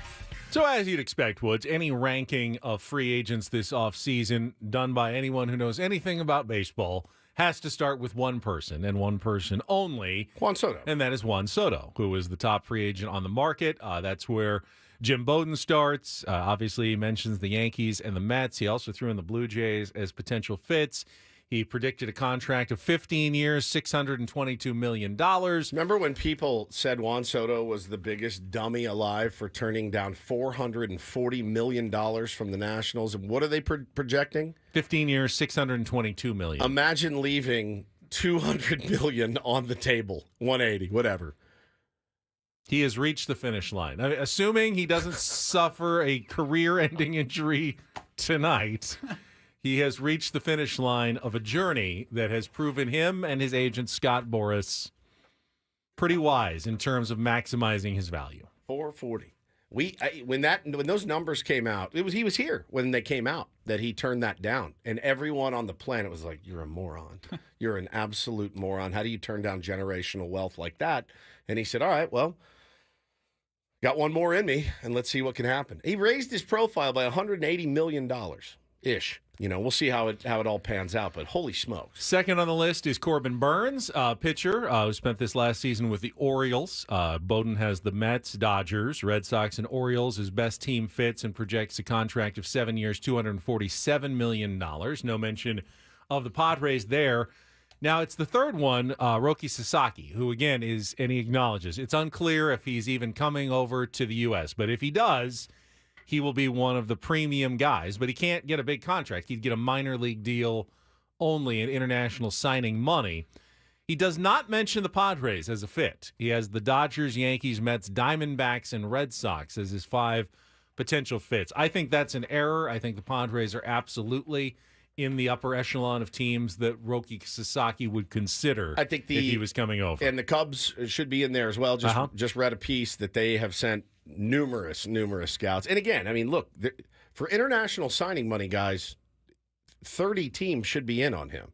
I don't know what everybody holds international signing money-wise. I don't know what they've got certainly in their at least coffers. Make the call. Yeah, I mean, but there should be, let's say conservatively, 25 teams are probably in on Roki Sasaki. So we know the Padres need pitching, and there are a number of other pitchers in his top 10 and 15, including Max Fried, Blake Snell, who is number 8 on his list, Freddie Peralta, who is number 9 on his list, but none of them are, at least in his mind, attached to the Padres. In fact, the first name that he has attached to the San Diego Padres is his number 15 free agent, and it is a guy coming off a major injury. Oh, good. Shane Bieber, who is a really good pitcher and had his Tommy John surgery, probably will not be available to pitch for the first at least couple of months of the season as Sounds he like continues a Padre already. His recovery. But as the state of the art and the medical recovery process has gotten better, Shane Bieber is a really, really good pitcher. He won the Cy Young in 2020, finished 4th in 2019, 7th in 2022, 2-time All-Star. He's a Gold Glove winner. I mean, he is someone who you might be able to get on a bargain deal because of the injury, and would potentially, if you think you're a contender, be someone who'd be pitching big games for you down the stretch and in the postseason. And has some experience with our pitching coach, if our pitching coach ends up staying. Correct. Ruben Niebla worked with Shane Bieber extensively in the Guardians organization. So Padres mentioned, Guardians mentioned, Rangers and Dodgers, who are on the list for a lot of these guys, were mentioned in that one as well. Jay in the chat says, Justin Bieber's fastball is greater than Shane Bieber's. Maybe right now as it stands today, Jay. But I think given a little time to heal, I think Shane Bieber can still be an effective pitcher at the big league level. I don't think he's done yet. So the next player... I'll take him over Justin Bieber. I'll take him over Justin Bieber. I will say that. The next player attached to the Padres is the one that I went, don't really know much or anything about this guy. At number 18, Bowden has Tomoyuki Sugano, who's a right-handed pitcher, the other pitcher that could be coming over from Japan in this offseason. We talked to Kyle Glazer about him. Benny was out. Was that the day that he was out? Okay. We had Kyle Glazer in studio, and he did some scouting on him. He had just put together a story on Sugano, a couple of days before that story came out, that he was potentially coming over to Major League Baseball. And when I remember, Kyle said he's nasty. He's pretty nasty. He's a little longer in the tooth. Two-time winner of the Sawamura Award, which is the Japanese equivalent to the Cy Young Award. Yeah, he's 35, but he had a 1.67 ERA this year in NPB, which is outstanding. Well, he's coming. He's coming to the big leagues. All right, and according to Bowden, he has the Padres listed first on best team fits, along with Rangers, Dodgers, Orioles, Guardians, and Mets on his list for potential pitchers. So that one, and I'm glad Kyle Glazier had that for you earlier, is one that definitely to keep your kind of eyes open about this offseason if he comes over. But he'd be posted, and you'd have to, he'd be a real free agent, not the Roki Sasaki international signing. Correct. After that, more pitchers. Nathan Eovaldi at number 20. Who I think he's going to be pricey. He only predicts 2 years, 42 with a team option. Pricey. Everyone, it's pricey. Free agents are pricey. They are. There really aren't a lot of bargains or discounts on this list. Even if you go all the way to number 45, you don't see a ton of bargains and discounts. But the other two pitchers mentioned were Nick Martinez at number 32 with the Padres. Okay. Reunion potentially. And then at number 44, and I didn't hate this idea. In fact, of all the ones that he mentioned, he felt almost the most Padre-ish of all. Matthew Boyd, who we saw with the Guardians in the postseason. That's really good. He is going to hit free agency, and he is one of the guys mentioned. Padres projects a salary of just a 1 year, $10 million kind of deal. Now, he had a really good postseason, 0.77 ERA over 3 starts. Nasty. Wasn't quite as good during the regular season, but he also is coming off Tommy John surgery from 2023. Looks pretty healthy, and seems if you can get like that kind of deal for a Matthew Boyd, that seems like someone that AJ would definitely be kicking the tires on this offseason. Yeah, I don't think there's too many guys he's not going to be kicking the tires on. You're going to need a couple of those, and not even like reclamation projects from free agency. You're going to need some of those guys that are really way off of everybody's radar, and there's still guys in the system that are going to get looks. People are putting in the chat, Waldron is still going to get a look, I think, in spring training. There's talk about converting Morihone, but I don't know. I feel like you finally found your lane for Adrian Morihone. I do. I feel like you finally got that, and especially if you lose a Tanner Scott, maybe Morihone can fill that void. A guy like a Brian Hoeing. See, that's another one. He's pretty good in his role right now, and you do need that swing man, and he can do that and spot start if you need it, and that's a valuable role. I think with Is it easier to convert somebody that you have, though, to a starter and go get a reliever, or go get a starter and keep them in? I think it's probably easier. It's cheaper to convert somebody you already have to when a I say starter easier, I and mean go get a reliever. for AJ Preller. Sean Reynolds, maybe.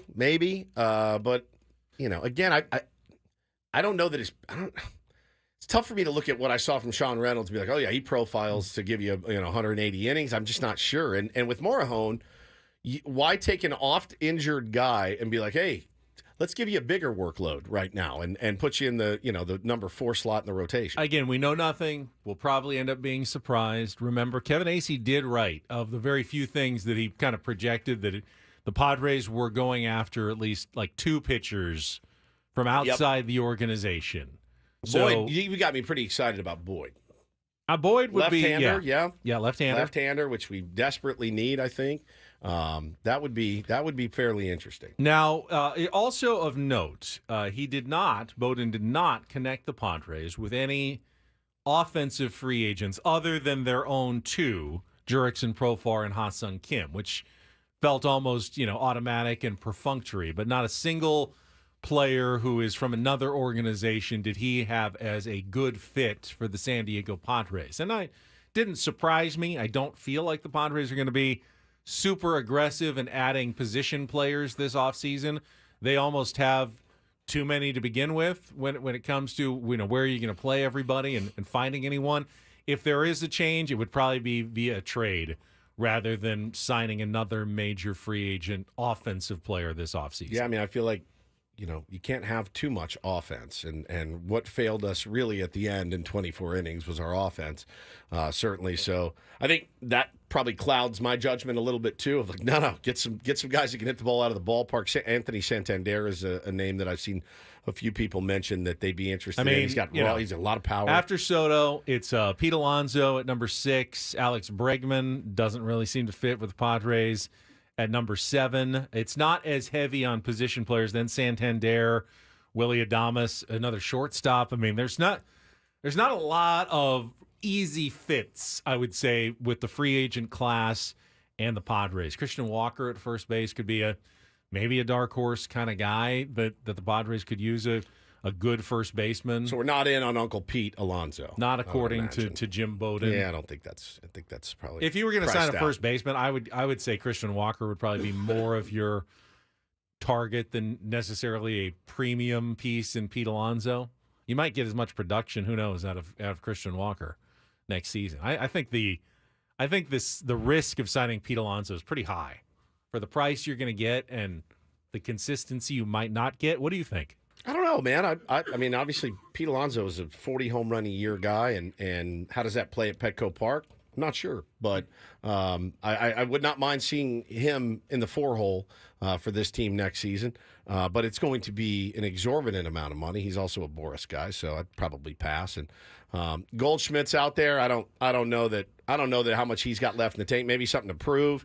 You do get the sense with a guy like Paul Goldschmidt, there may be a little bit more in there, and they did not. That he's done in St. Louis. Arenado's going to be done in St. Louis.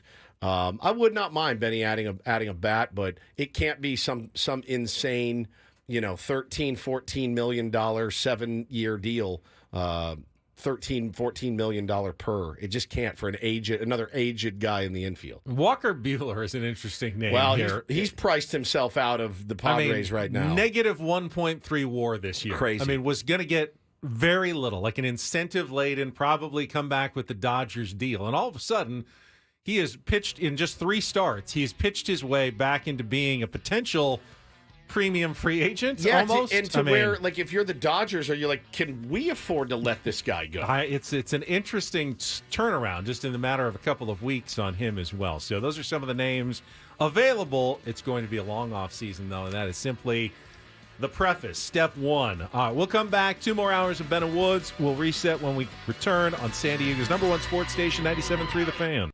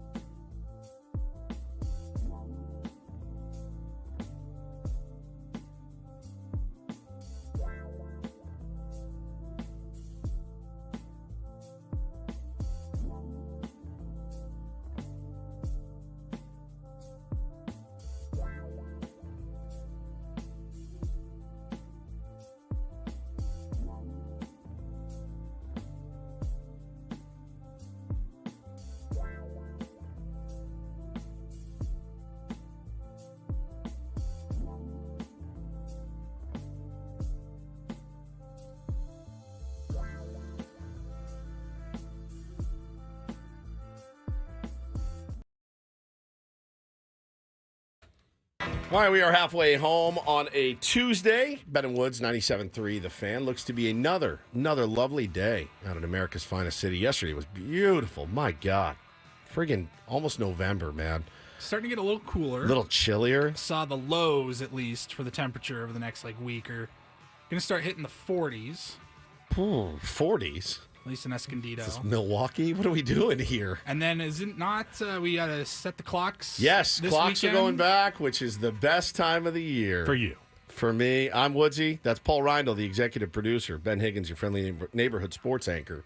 Yeah, my kids will now, 7:30 bedtime will now be 5:30 bedtime. I'm going to bump it up 2 hours. It's pitch black. They have no idea. They have no idea the concept of time. So at 5:30, it's going to be, all right, let's go. Let's go do story time and brush our teeth, get everything dialed in. And I'm going to be chilling in bed at 6. This is great. So when the weather gets cooler, yes, my wife said something yesterday. She said, that's when I want to start going to the movies. And I go, I think it's opposite for most people. It's like when the weather's hot, you want to get out into of the cool, heat yeah. and into the cool air conditioning. But when it's hot, she wants to be outside. She wants to go to the beach and do outdoor things. And when it gets cool, she wants to go and do inside things like the movies. And I disagreed 100%. I'm the other way around. I'd rather cool off at a movie theater on a hot day than be out in the heat. But she went yesterday and saw the new Saturday Night movie about Saturday Night Live and raved about it.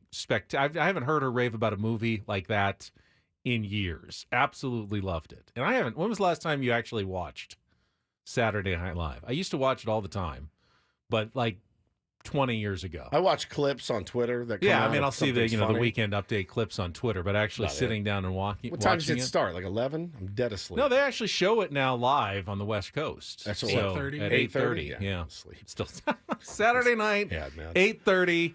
Woods can't make it at this point. Very tired. I watch it. I still watch it. I watch it on Sundays. Oh, watch it the next day. Yeah. So she watched the movie, and when I got home last night, we actually went and found the archives of the first couple of episodes ever of Saturday Night with, Chevy Chase and Paul Simon was the host and musical guest. He actually played a one-on-one basketball game, as the bit, and Marv Albert was announcing it against an NBA player. It was weird to see it, the before the show became the show, and when they were still trying to feel it out. But anyway, that's what I did last night. I did not even know that there was a Saturday Night Live movie out. I had no idea. I haven't been to a movie theater in a long time. There hasn't been one that has come on the screen that I said, I need to go see that in the theater. The one that I thought I was going to go see would be the new Joker movie, but I heard it was panned. They said it was one of the worst movies of all time. I have heard the bad reviews as well. And listen, you can make your own, make your own decisions. I will watch it when it's out on a streaming platform, but I probably won't go to the movies to watch it. I haven't been to the theater since 2019. Yeah, it's been a long, I don't know that I'm long going to go back anytime soon. Yeah. I have no... There's been movies that have come out since 2019 where oh, you have to see it, but you got to see it in theaters. I'm I'll catch it on streaming. Yeah, I'll just watch it on streaming. I'll be I fine. got a pretty big TV. It's cool. All these people in the chat, no one agrees with me that the daylight savings is a good thing. I love it. I couldn't be happier. You just want to get your kids to bed earlier. It'll be darker earlier at night. Yeah, that's literally, I think, your only reason. And we get that extra hour. We don't. Well, I mean, yes, we get an extra hour of sleep on Saturday, but you don't, because your kids will sleep the same amount that they always sleep. They don't know to sleep another hour. They don't. But I'm fine with that. It's the fact that now it's going to be weird in a week when we're sitting in here and it's pitch black still. At this time. No, it'll be much lighter in the morning. No, it's lighter in the morning. Right now, for us. right now it's good. 7 a.m. It's still dark out. That's right. It'll be bright. That's right. And shining at 6 a.m. when we start our show. I like the dark, man. I like the dark. I like putting them down early. The 7:30 almost kills me every night. So I'm bumping it up. I'll push the envelope. We'll start at 6:30, but I'm gonna push the envelope to try to get it by 6 that they're in bed every night. I need them asleep is what I need. Because they're very, very difficult to deal with. So I'm looking forward to it. Now that happens Sunday morning. Saturday night, early Sunday morning. Okay, because I got Dia de los Deftones on Saturday with Bo, and I wanted to remind you guys they have released more tickets. So if you were thinking about going but there weren't tickets, they've released some more tickets. Go get those. It's such a fun night out.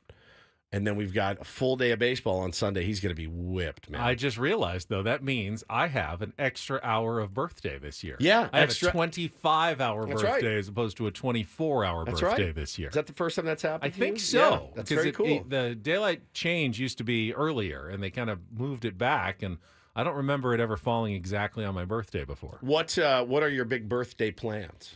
I have, let's see, we're doing a dinner out. Shelly and I are just going to do dinner out one night. I think I'm going to go out with my boys one night and then lunch with my mom on my actual birthday. Boys before like I your go to work. homies? Because we didn't get No, an invite. my children. Oh, my I thought boys. you meant like you and your boys got a I have reservation. I have no other like friend plans, just family plans at this Well, moment. we'll have our party Well, in we here have on here, yeah, Friday. Friday right. morning, That's yeah. with your boys. Yeah. Yeah. All right. I never really refer to you as my boys. Really? 'Cause I refer to Yeah, my we kids know. We as know, my yeah, boys. that's true. We're well aware. Yeah, we're And that would be weird to refer to my kids and you two as the same thing. I don't even know if you refer to us as your friends. That's the other thing is I have no idea. my good colleagues. Colleagues, which such a it's such a slap in the face, man. It really is. Just like these two idiots that I work with. again, if- Highly respected colleagues. co-workers. If either of us got hit by a bus, he would not miss one beat. Not one single beat. Someone would have to keep doing the show. Do you want me to miss a beat? Is that what you're hoping for, that I'd miss a beat or two? Yes. I try not to miss any beats. Adam calls him, "Hey Ben," or "Hey Ben." Hey, So Woods and Paul got in an accident. they're not. They're not going going to be there tomorrow. Sammy, we Or got ever. Sammy coming in. Ever What are we going to again. do? Are you going to be okay? Yeah, what do we got Yeah. tomorrow? What's anyways? AJ Cassavell's on? Easy piece of cake. All right, Sounds it's good. Big League Wednesday, okay. So it'll be you and Italian Paul? Yeah. Sammy? Yeah. Who's coming in? Sounds good. Let's get around the just- board. No big deal. Fine, I'll do it. Oh my God. Oh my God. Oh.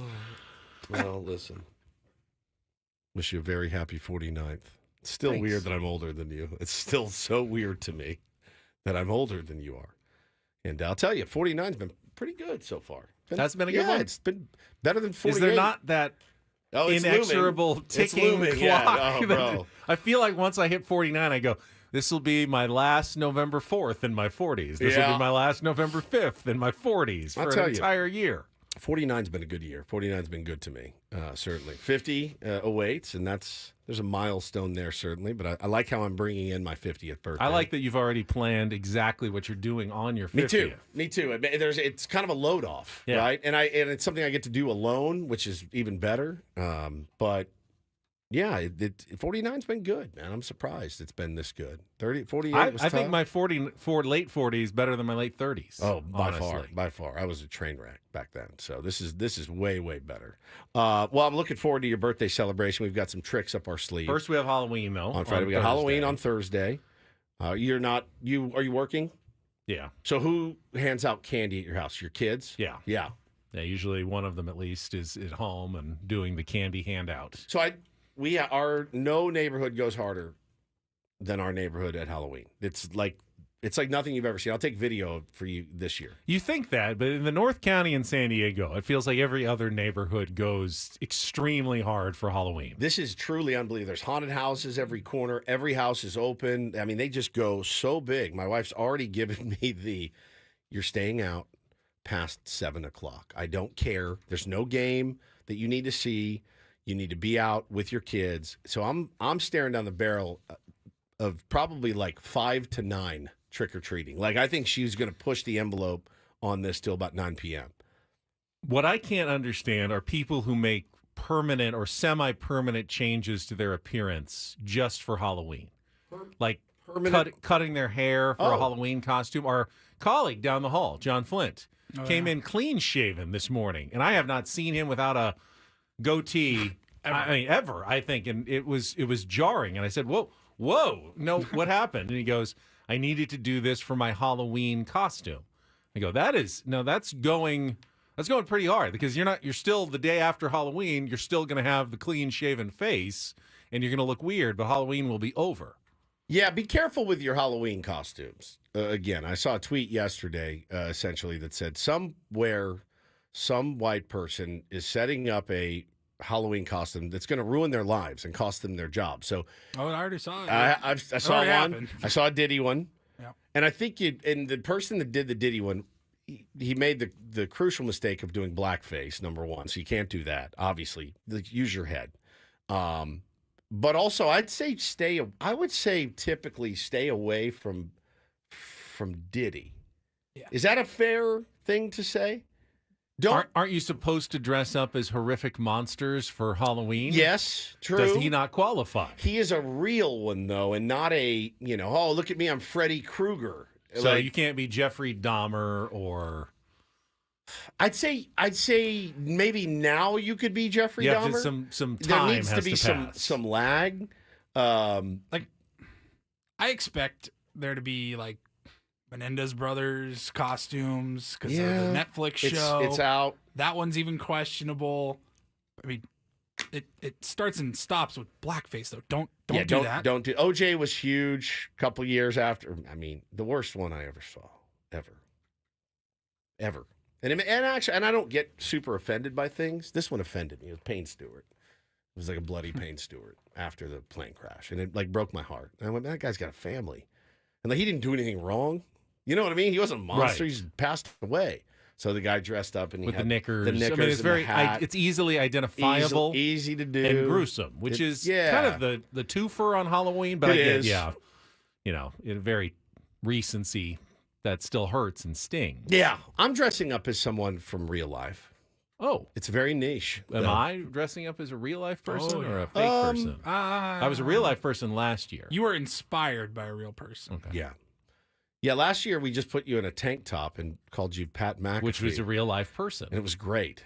Mean, not a horrible monster, but monstrous in some ways. He has his moments. He's does have his moments. Guy, but like he catches a lot of grief. Oh, there were a lot of Steve Irwin costumes with his, It's tough, dude.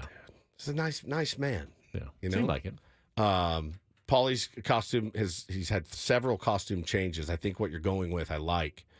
I liked your other one. I did. Yeah. Mine's you're not going to know it when you see it. We're going to have to do a side-by-side. But it's, I think it's appropriate, too, because I do feel like the Dodgers are about to sweep the World Series. No, I'm not dressing up as Tommy Lasorda. I know you've already gotten my costume. I just want to say, I don't want to be Shohei Ohtani. Oh, you won't be. Okay, good. That would have been funny. That would have been really funny. Is there going to be Dodgers with people like slings on their arms? Him in full gear. Him in full Dodgers uniform would have been such a good troll, and now I'm pissed. That should just be a punishment. A punishment. Well, you called it. You said Dodgers win last night, and you said Dodgers in 5. Do you still think it's going 5? I actually don't. I don't see.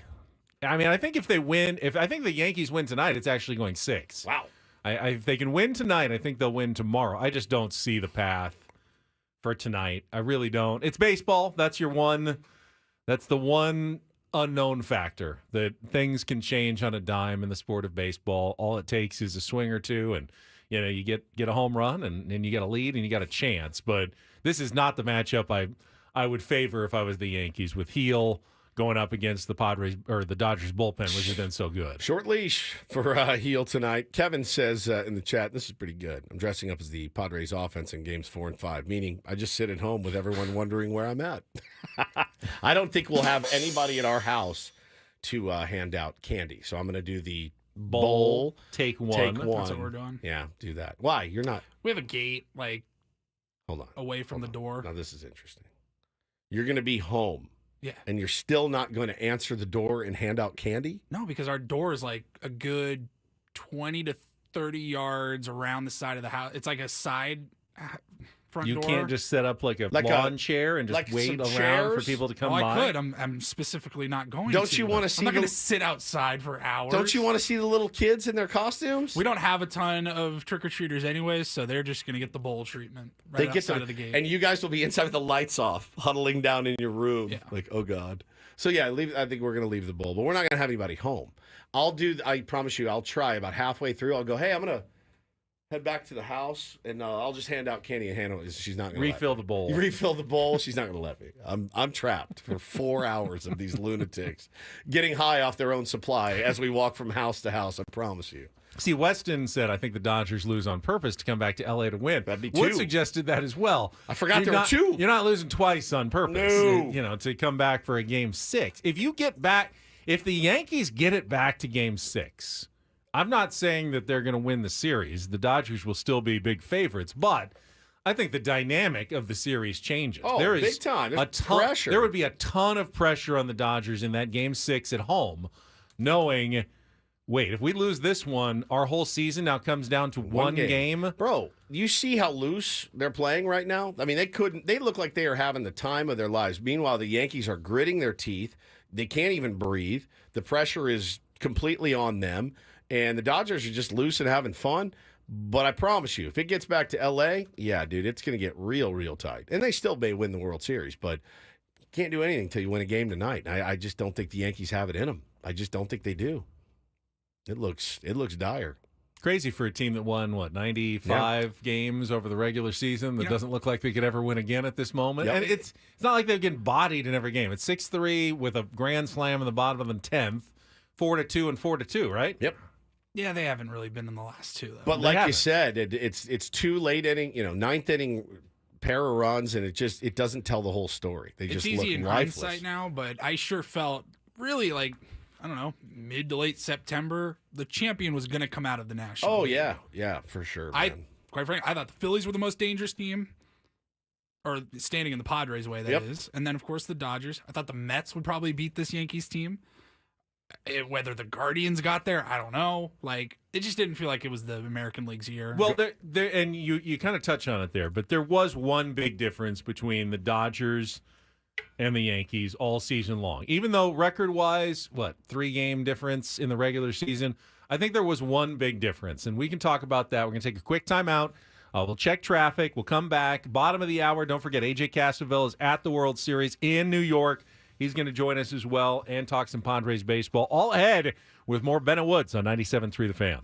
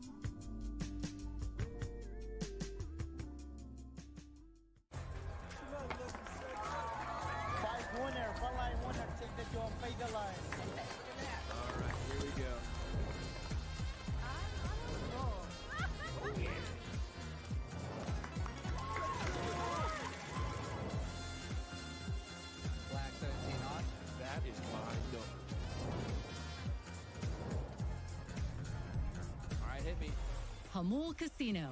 Fun above all else.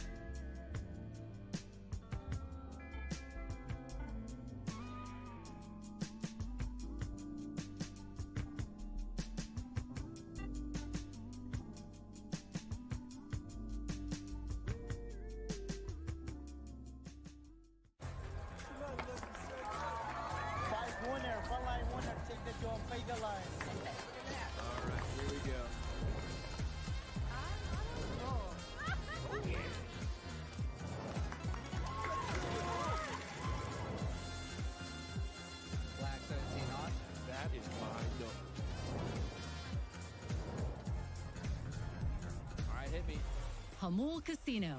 Fun above all else.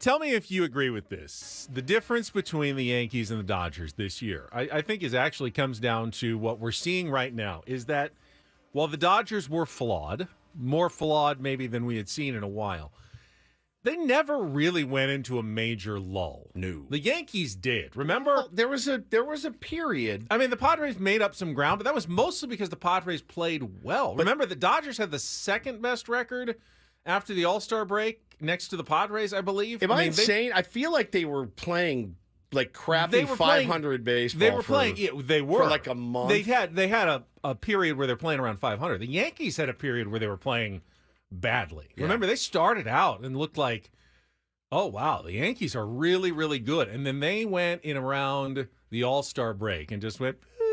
Yep. And then they kind of recovered, as you see teams do. It's not a death sentence to have a lull during the season. We've seen a lot of World Series champions. The Texas Rangers last year went on a major lull in September. Then they recovered and won the World Series. But the Yankees clearly were susceptible to going cold altogether because we saw it during the year.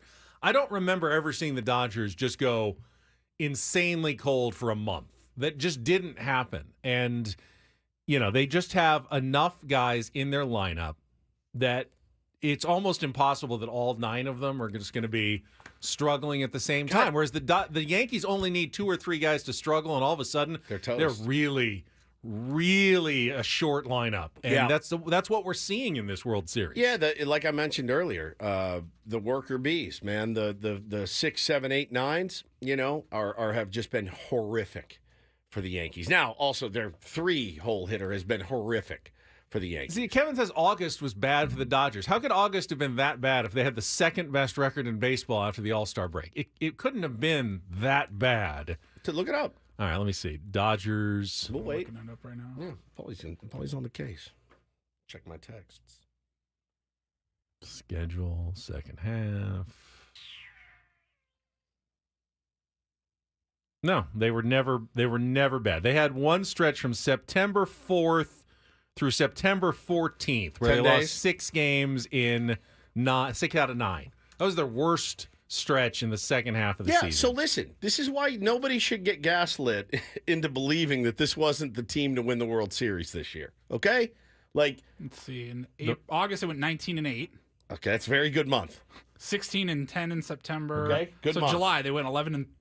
Okay, there you go. They went into the All-Star break. They lost 6 of 7 going into the All-Star break. That was their worst stretch. They played. Their month breakdown was 15-11. At Philly and at Detroit. They had a bad road trip going into the All-Star break. 2 playoff teams. 2 playoff teams, and that was it. They had one 5-game losing streak earlier in the season as well, and that was it for the Dodgers. They never really had an extended period. We didn't either.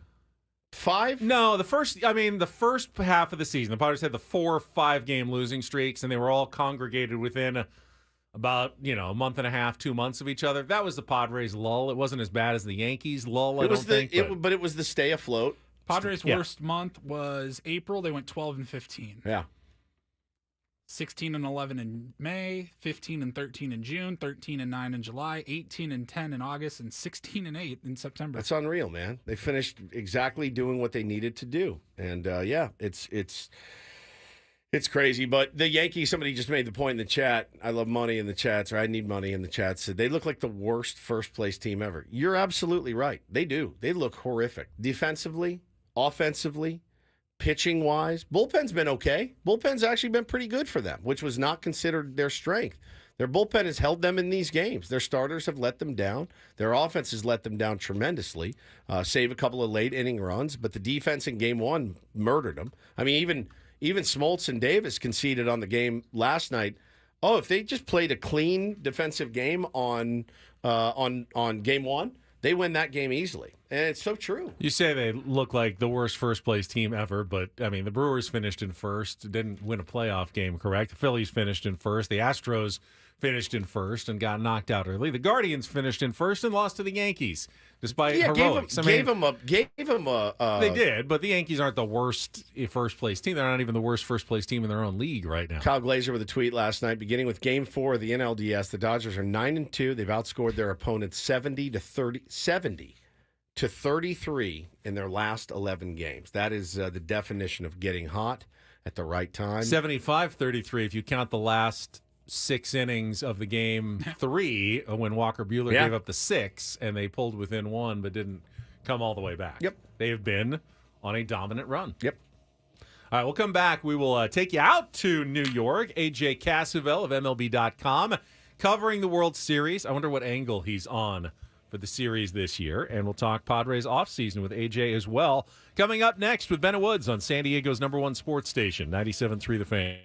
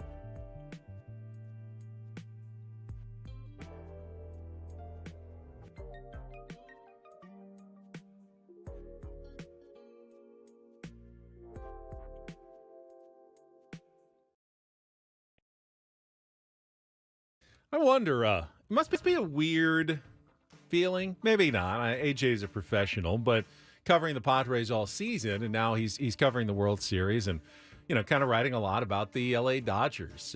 Brent Honeywell, former Padre, Freddie Freeman and his dad, some stories that he's posted for MLB.com this week. AJ standing by at the World Series in New York, going to join us right after this check of traffic on 97.3 The Fan. From the 97.3 The Fan Traffic Center, here's Kelly Danick. Well, guys, we just can't seem to catch a break on our roads this morning. Westbound King Freeway at Massachusetts, accident blocking the 2 right lanes. On your way into downtown, just before 28th Street, collision over the right shoulder. Fire crews got that right lane blocked. Also going to find in the National City area, northbound 5 near Civic Center, collision involving a couple cars there over the right shoulder. Southbound 5 still clearing an accident from the Genesee off-ramp. Now further south on the 5 right before 8th Street, there is a collision in the center divide. South 163 jumping into the act now. Got this crash right before Balboa. Car and motorcycle involved. They're over to the right shoulder. And Kelly Danick with Ben and Woods, San Diego's #1 sports station, 97.3 The Fan.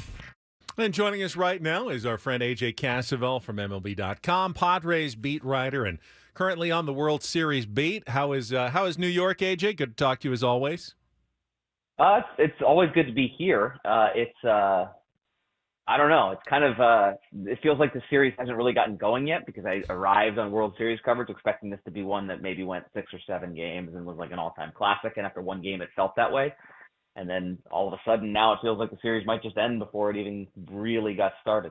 Yeah, it doesn't look good for the New York Yankees, who have just not shown up offensively. And you're around there. What are the pulse of the fans, the pulse of the writers up there in New York? What are they saying? Yeah, I think in New York, everyone wants to talk about Aaron Judge, and understandably so. Aaron Judge is, if not the best hitter in baseball during the season. He's one of the top 2 hitters in baseball. But like for me, this series has come down to more than Aaron Judge. Like you can blame Aaron Judge if you want, but the difference between the 2 teams is that if Aaron Judge struggles, the Yankees can't do anything. If Shohei Ohtani struggles, the Dodgers are deep enough where they can still go out and beat you. And I think like that's a testament to the roster building of the 2 teams. It's a testament to just roster building in general. I mean, we saw the difference between the 2023 and 24 Padres. What happens when you have a deep team with different options and different ways to beat you? You're better than when you have a few stars or a couple guys at the top of the lineup that you rely on. And the Yankees have gotten some contributions from Juan Soto and Giancarlo Stanton, but the bottom of that lineup right now is just I don't know where there's even like a threat. Like they have some guys that can get on base, they have some guys that can walk, but it gets through those. You get through Giancarlo Stanton and maybe Jazz Chisholm right now, and then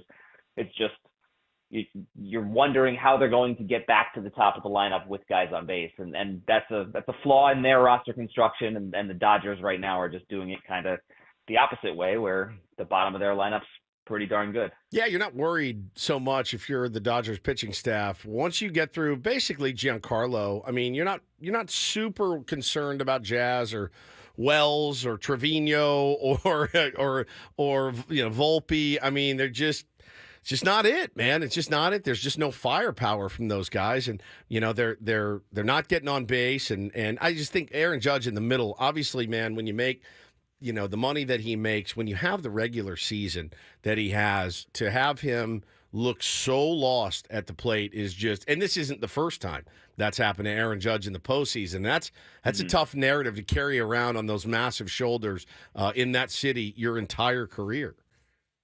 Yeah, and you wonder if he's going to get back here. Like this is kind of what he's worked his whole career for, and now the Yankees are one loss away from facing this offseason where they don't know if they're going to get Juan Soto back. They, like we just talked about, they have a whole bunch of roster construction flaws. There's some good young teams in the American League. I will say, I mean, the Yankees are probably lucky they're not in the National League. I've been watching this series and watching the way the Yankees play, watching their lineup. And I think probably 4 National League teams would beat them in the World Series. Probably, like, this version of the Yankees probably beat them pretty easily, the 4 teams that were last, the Mets, Phillies, Padres, and Dodgers. I think it might be 7. Like the Braves and the Brewers and even the Diamondbacks might have beaten this team. Like the National League, the way the second half unfolded was a whole lot more competitive than what it was in the American League. So maybe there is a path for the Yankees moving forward. That being said, yeah, I mean, Aaron Judge's struggles, they're very pronounced, like I said, because of the lack of depth in this lineup. But And so I think like that's maybe the main flaw, but it doesn't make his struggles any less real. Like he and Shohei Ohtani both only have one hit, and the Dodgers are thriving. But Ohtani's at-bats have at least been better. Aaron Judge has looked lost at times. He's behind on the fastball. He's chasing pitches that I don't watch a ton of the Yankees, but every time I do, he's at least patient enough at the plate to lay off those breaking pitches out of the zone, and he usually does a lot of damage on them. So this is not the version of Aaron Judge I've ever seen before, and it's a version. Look, he's one of the best hitters. He's one of the best hitters in baseball. He's one of the best hitters we will ever see, probably. And for all of that to kind of go out the window in the postseason, it's a tough narrative to have, especially in a city like this one. If you're right about the Yankees, just not being good enough to beat any of those National League teams, and I suspect you probably are, AJ, then this is not really on Aaron Boone as the manager. However, you will question some of the decisions. The biggest one, obviously, bringing in Nestor Cortez there in Game 1 instead of Tim Hill. Tim didn't exactly disprove Aaron either or maybe he did when he went in and got the heart of the order when he came in yesterday. I don't know that you can, it's apples and oranges a little bit, but that's probably the one decision he might want to have back. Yeah, I think that's the one. Aaron Boone's taken a lot of heat, and it's honestly, it's kind of fun. That's the fun thing about a World Series like this, where a lot of people are watching. I'm getting texts from people who I don't normally associate with watching non-Padres baseball that are into it and mad about Aaron Boone's decisions. Nestor Cortez or Tim Hill, there were a few Game 1 decisions that were really questionable that he drew a lot of criticism for the next day. I thought he got pretty much all of them right, and then the Cortez Hill one is the one where I'm not around the Yankees. I generally defer if it's a choice between two pitchers of the same hand, two left-handed pitchers. Like I'll generally defer to the manager because I think he knows better with the matchups and what each guy's got. But I also know Tim Hill pretty well, and he doesn't seem to be the kind of guy who would let the moment get to him. That being said, like you still got to face Shohei Ohtani and presumably walk Mookie Betts, or maybe not, and then face Freddie Freeman. It probably, I don't want to say probably, but the chances are when you have bases loaded and 3 Hall of Famers coming up and you're clinging to a 1-run lead, whoever you throw in there is going to have a tough time getting those out. Yeah, no question about it. Talking to AJ Cassavell here on Ben and Woods this morning. Let's pivot to the Padres a little bit. We did the futile exercise earlier about Jim Bowden's list of who the Padres may target. And, none of us really have a sense of what to expect until you start to see. Last year was easy. I mean, you knew Juan Soto was going to go. The only thing you were waiting to see was what's the return going to be? Is it going to be enough? It's probably never going to be enough, but can we stomach this and move on? This year's a little bit different, AJ. How are you when you look at the Padres, coming back in 2025? What's the sense you get? It'll be an interesting offseason because, like you said, last offseason was what it was. They got themselves into a place where, I mean, had they kept Juan Soto, they're probably not in the playoffs, and they're probably losing him right now for nothing. So they set themselves up at least decently well by adding Michael King and Dylan Cease going forward. The Joe Musgrove injury throws a little bit of a wrench into it because now all of a sudden, I think if you go into next season with a healthy Joe Musgrove, the need for starting pitching is maybe a little less urgent. I think you're still looking, but you're maybe not looking for that Musgrove caliber arm. I think the Padres need that kind of arm now. I think they can't go into next season. They've got a front three of Yu Darvish, Dylan Cease, Michael King, and that's pretty darn good. But without Musgrove there, and knowing what starting pitching is and how volatile it is and how susceptible guys are to injuries or struggles or whatnot, with Musgrove having had surgery and out for the 2025 season, I think that's suddenly an area of need. There's obviously areas of need offensively, and maybe you can use a left-handed arm in the bullpen. But that's probably where I think the focus would be. AJ Preller's done a great job, obviously, in the past of finding those kinds of starting pitchers in trades.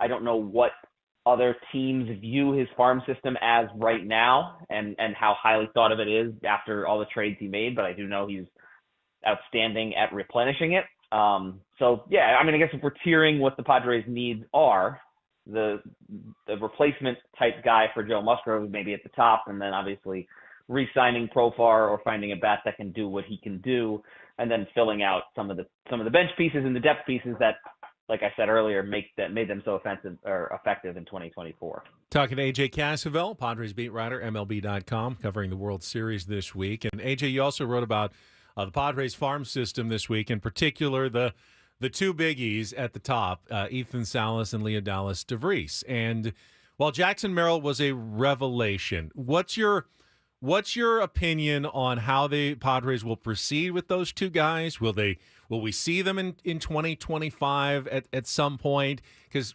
honestly, if they did come up and have a Jackson Merrill type trajectory, that would solve a lot of problems for the San Diego Padres. Both of those guys right there together. But I think you also have to be cautious with two kids who are still incredibly young and not being overly aggressive with their arc.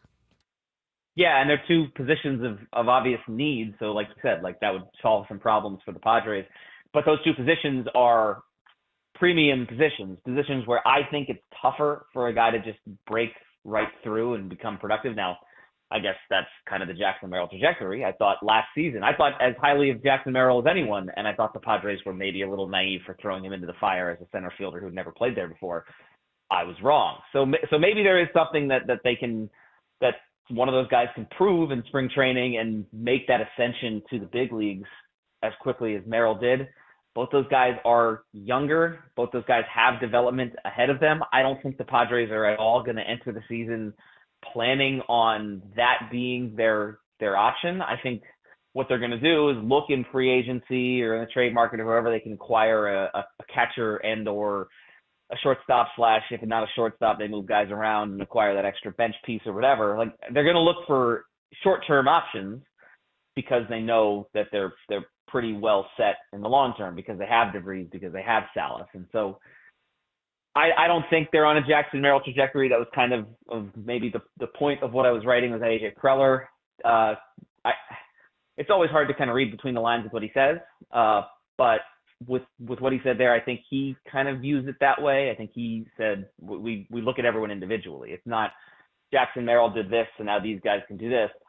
Those guys have to produce like Jackson Merrill did and make it very clear to the Padres that they're on that kind of trajectory. Because you look back to last spring training, and I mean, if you just threw someone who knew nothing about baseball and had them watch a month of spring training, you'd say, well, that guy won the center field job easily. I think those guys will get a chance. We will see them in spring training most likely. But to ask them to go on the Jackson Merrill trajectory when like very few people in baseball history have done so, I think that's probably unlikely.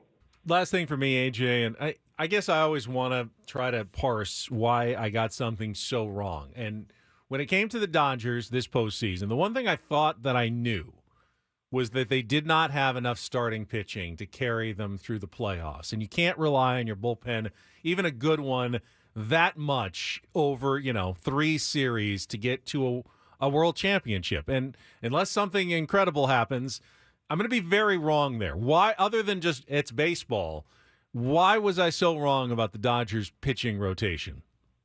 Because it's been really good. My answer is going to be that it's been good, but they have relied heavily on their bullpen. They've used some off days, and their offense has been what's mostly carried them until we've gotten to the World Series. Now we're in the World Series, and the Yankees bats are struggling. I'm maybe the last one to buy into the Dodgers rotation. I don't know. I still see the same fatal flaws you see. I just think they have the bullpen to make up for it. I mean, they bullpen gamed their way to a Game 4 victory. Their offense is what did it against the Mets, and now the Yankees' offense is struggling, and I think the Dodgers have turned in some excellent pitching performances in the World Series. I'm not gonna deny them that, and they have good pitching, good starting pitching. I wouldn't have called it World Series caliber starting pitching before the postseason, but they're also elite game planners. They're elite at figuring out how to get those 27 outs that they need. I think for whatever the narrative of Dave Roberts is in San Diego right now, like he's managed a pretty good postseason, and he's known when to get those guys out of there and go to his bullpen, which has been good.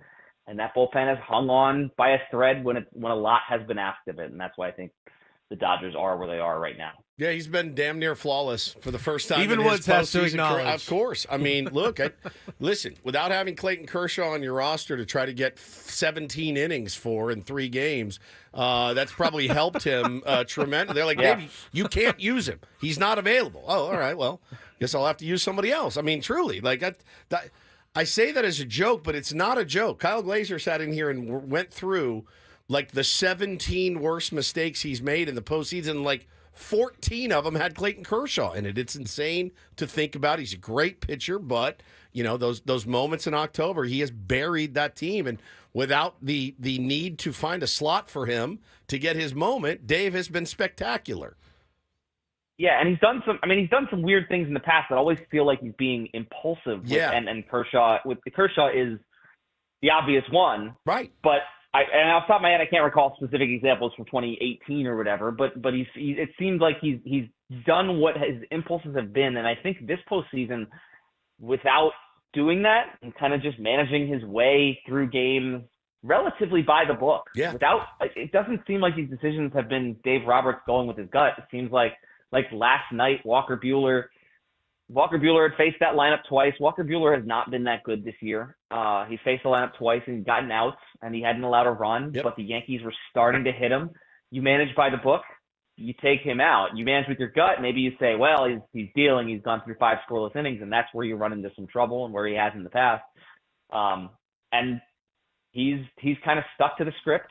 He knows the guys that he has, and I keep waiting for that impulsive mistake. Yes. I was waiting for it in the Padres series. I was waiting for it. I guess Never the Mets happened. series, there weren't many managerial decisions for him to mess up because every game was a 5 or 6 run game one way or another. Yep. AJ, we're out of time. Thank you, brother. Safe Got in the World travels, Series, man. right. Thank you so much. Appreciate it. All Yeah, right, thanks, guys. Talk AJ soon. Cassavell, MLB.com. We're at the end of the hour. Paulie's got a round of report. More coming up next year on The Fan.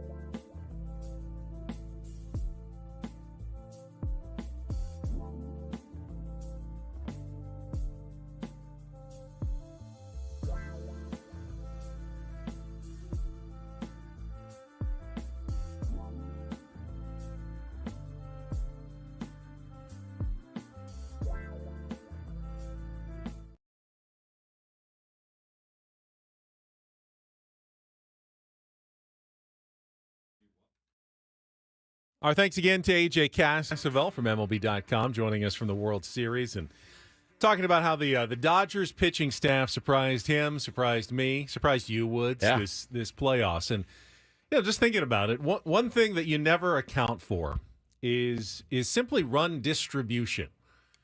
Jack Flaherty got hit around in a game. Yoshinobu Yamamoto got hit around. But they just let it be in one game every time. And like, all right, you lose that one. But you can lose games and still win a World Series. Yeah, it's all you have to. And then when they were good, they were good. Walker Buehler got hit around in his one game, his one inning, and they lost that one. And when Yamamoto got hit around, they actually came back and won that one against the Padres.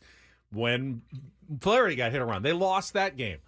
But then when they were good, and they have elite adjusting. When they had plenty of offense for when the guys gave up one or two, no problem. When we got a good bullpen, and when you're bad, all right, we just lose that one, and you move on to the next game and go ahead and still win the series. It's just run distribution has worked out very well for the Dodgers this postseason. Well, and I'll tell you what else has been tremendous for them. It's been defense. Defense has been spectacular. The placement of where the Dodgers are in the infield. Tommy Edman, I can think of. Tommy Edman has been the defensive star of that team. Mookie made a really nice play last night, but Tommy Edman, I believe it was in Game 2, was positioned right in that gray area up the middle where you can kind of be. Yeah. There were two shots that he took away. Then there was the dive that he made across second base bag, knocked that, kept that ball in the infield, saved a run. Jazz Chisholm would have scored. Tommy Edman's been spectacular. They've put him in center. They put him at short. I refer back to that. Now, that's not to say the Yankees don't know what they're doing with positioning. I think the Padres were good at positioning all season long. I'm not talking about them. I'm talking about the runs that they have saved have been spectacular. Does it not feel like every hard hit ball, even right in the at outfield, right at Teoscar's in perfect position. Mookie in perfect position. Whoever's playing center that day, perfect that's position. getting over his head. Yeah, no, 2 steps back. It's been insane, man. And I think about even some of the hits that Shohei had early, the ones where he takes that mighty swing. I mean, think about how we carved Shohei up. You got 2 broken bat singles.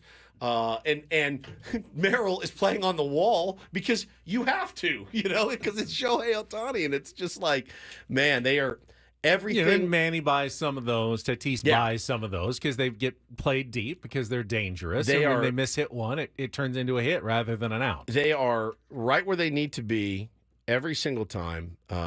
Listen, like I said, I'm a hater. I'm not an idiot. It's a good baseball team.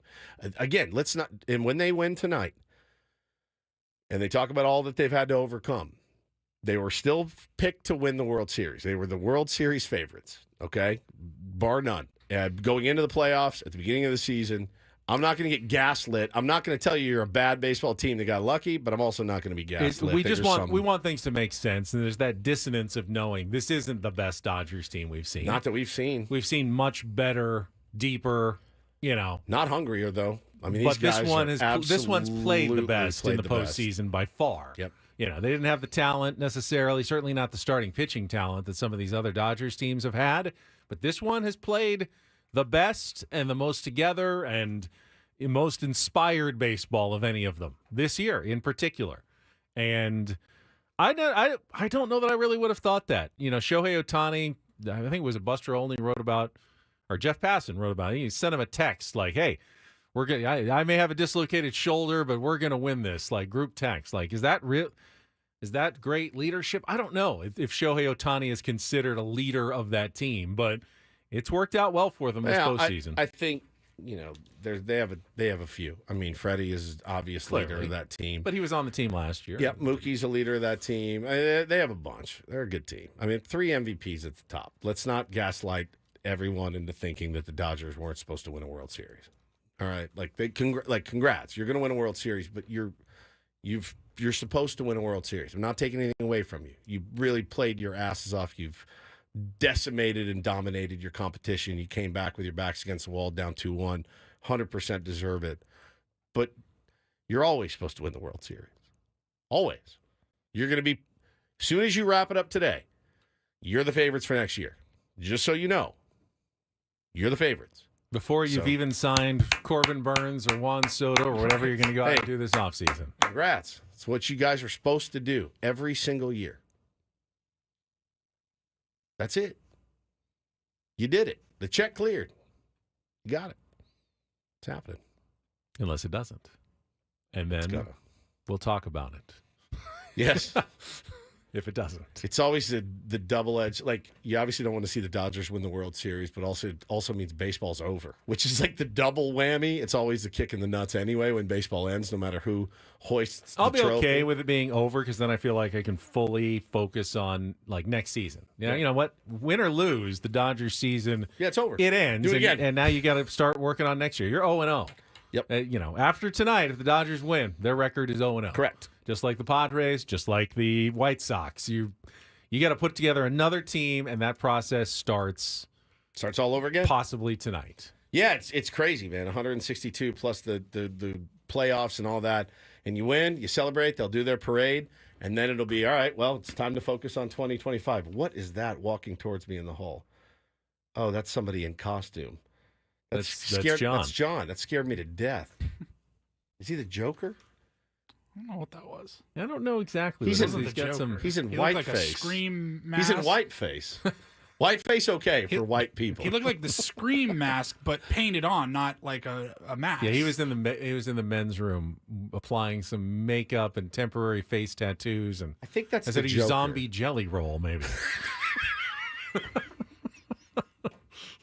What are you supposed to be? Oh, me? I'm zombie jelly roll. I'm not okay. Because I'm Give me some candy. I tried to get my almost 4-year-old Taylor, who has the curly hair, to dress up as M.R. And he refuses. I can get the costume. Big bomber class before busting on me head. Like, none of his friends will have any idea who he cares? His friends don't even know. What are you? He's dressed as a Padre. I'm like, you literally, I put your hair in a ponytail. I put you in like Jamaican clothes, like the Rasta clothes. You're M.R. That's just for you. Would there be a funnier picture than that one? Him as M.R. He won't do it. He refuses. I'm his father. I could make him do it, but I want him to have a good time.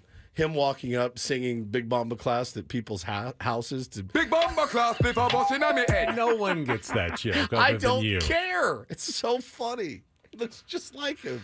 All right. All right, Paulie. And get things started here with our today's edition of the Reindl Report. Now tuned into the greatest. Welcome to the Reindl Report with Paul Reindl. Hi, Paul. All right. 2 stories from the world of sports that we haven't gotten to yet. We'll start off in Major League Baseball. And 1 story that you didn't know you needed. Are you laughing, biatch? It's the Reindl Report Hey, Paul, how you doing? Okay, how are you? on 97.3 The Fan. Are you ready to bless the mood? I need some help, please. That was good. Can I get a yeah? Oh, yeah. All right. All right. All right. Gentlemen, we will start off in Major League Baseball. I wasn't sure if this was a little mean to do or not, but it went viral yesterday. Our old pal, John Sterling, we missed him. Was that last week we tried to get him on? Yeah, he overslept, and he's just old. Last He's week, 86 years old. He Wasn't overslept. feeling well. No, he was sick. He's He was sick. Yeah. And he slept, though. He was asleep when we called him. Yeah, I may have woken him up. Correct. But he got fooled yesterday in the bottom of the 4th inning. Aaron Judge at the plate. Did this fool either of you guys? I did. I got fooled. I got fooled. I thought he got it. I and got was fooled. I was surprised how quickly it died. And the breaking ball, there it goes. Deep left center field, and Teoscar is there to make the catch. Oh, did I get fooled on that? I love it. With that swing and the ball majestically going to left field, Susan, I actually thought it was going to be out, I did too. and it wasn't close. It was not close. John's got 40 I mean, it years didn't on die me. at the warning track. No, it was not It close. was a shallow-ish Did fly ball. Teoscar even have to move? No, I mean, just he was right there in his camped tracks. under it. Yeah. And the breaking ball, there it goes. Deep left center field, and Teoscar is there to make the catch. Sweet angel. I'm not going to rip on John No, because I believe it Yeah, too. it's just. I'm sure he end laughed of the about bat. Maybe a bad bat. The dead part of the Yeah. end of the bat Yeah. just came off really And soft. the breaking ball, there it goes. There it goes right to the left Teoscar. fielder. Sammy Levitt's in studio, by the way. We haven't even refused to acknowledge him. We're going to give him a full segment. Oh, we are? Okay. Yes, we just decided Sammy. to I didn't hear wait that. for a second. Hi, Sammy. How you doing, buddy? Yeah. You can say hi. I'm good. Hi. Hi. Miss your face. All right, we'll see what Sammy thinks about this next story. Woodsy actually brought this to our attention. Old Lincoln Riley is at it again. Oh, he's up to his old tricks. Old big game Lincoln. Look at you, Ben. USC beat writer Ryan Carte, he posted yesterday on X that USC is closing practice access here we go to again. reporters for the rest of this season, a spokesperson said. Media will still have interviews after practice, but there will be no viewing periods. And then he followed that up to say, needless to say, this is very disappointing. The only explanation from USC has been that Lincoln Riley plans to continue the new itinerary of practice the team used last week with team periods first. And he says, so the media has accidentally lost its access in the shuffle. Now, they did this last year. They did it last with year. Caleb Williams. Yeah, he's a big protector of his players. Is that a bad thing? Yeah. It's a bad look. It's a bad look. I would think if you're actually a reporter, you're secretly going, there's nothing more boring than sitting and watching football practice, and now I don't have to do it. But it gives you the thing where you can have your moral high ground, which is what every reporter wants, and what every coach wants, and what everybody wants. So in reality, and I've covered football practices before. They only let you usually observe the stretching and the individual portions where they're like practicing handoffs and snaps and stuff. Nothing that is going to give away any strategy. At that point, they want to make sure that no one's there so they can't. Oh, I saw them working tweet out, hey, they're working on a new fake punt here for the game this week. So yes, it really is pointless as a reporter generally to be watching practice other than maybe observing like, oh, this injured player is not working or he is working, and that's all you can really see. And then after 15 minutes, you go off to a trailer somewhere, and then at the end of practice, you do your interviews. It's not that big of a deal, but PR-wise, it's a bad look. Yeah, bad look for PR. For a team that's already struggling and disappointing. Yeah. All right, and then finally to wrap it up. Not surprised, though. That's the Lincoln Riley way. He did it at Oklahoma. I warned you, man. I did. I warned you when you hired him, Ben. When you made the decision to pay him. Actually, not a huge Lincoln Riley pay fan. him Never how have much been. a year? 11? I think it's $132 million a year or something. His buyout right now is $90 million. Very affordable. If they wanted to USC. buy him out, it would cost them $90 million. Chump change, as they call it at USC. True. I think. It's true. Man, I warned you about him when you made this decision. All right, and then we will wrap it up with Coach Freeman could some never, by the way. Hollywood and sports gossip. Giselle Bundchen, congratulations. Saw this. She is expecting. She and her partner, Joaquim Valente, the jiu-jitsu partner that she linked up with after her and Tom Brady divorced. Before they divorced. Yes. It may have been. No, they was. They may have separated or separated. something Right. at that point. But. And then the divorce, yes. She I cozied up with don't him really follow quickly. I don't follow the tabloids when it comes to the Brady and Giselle stuff much.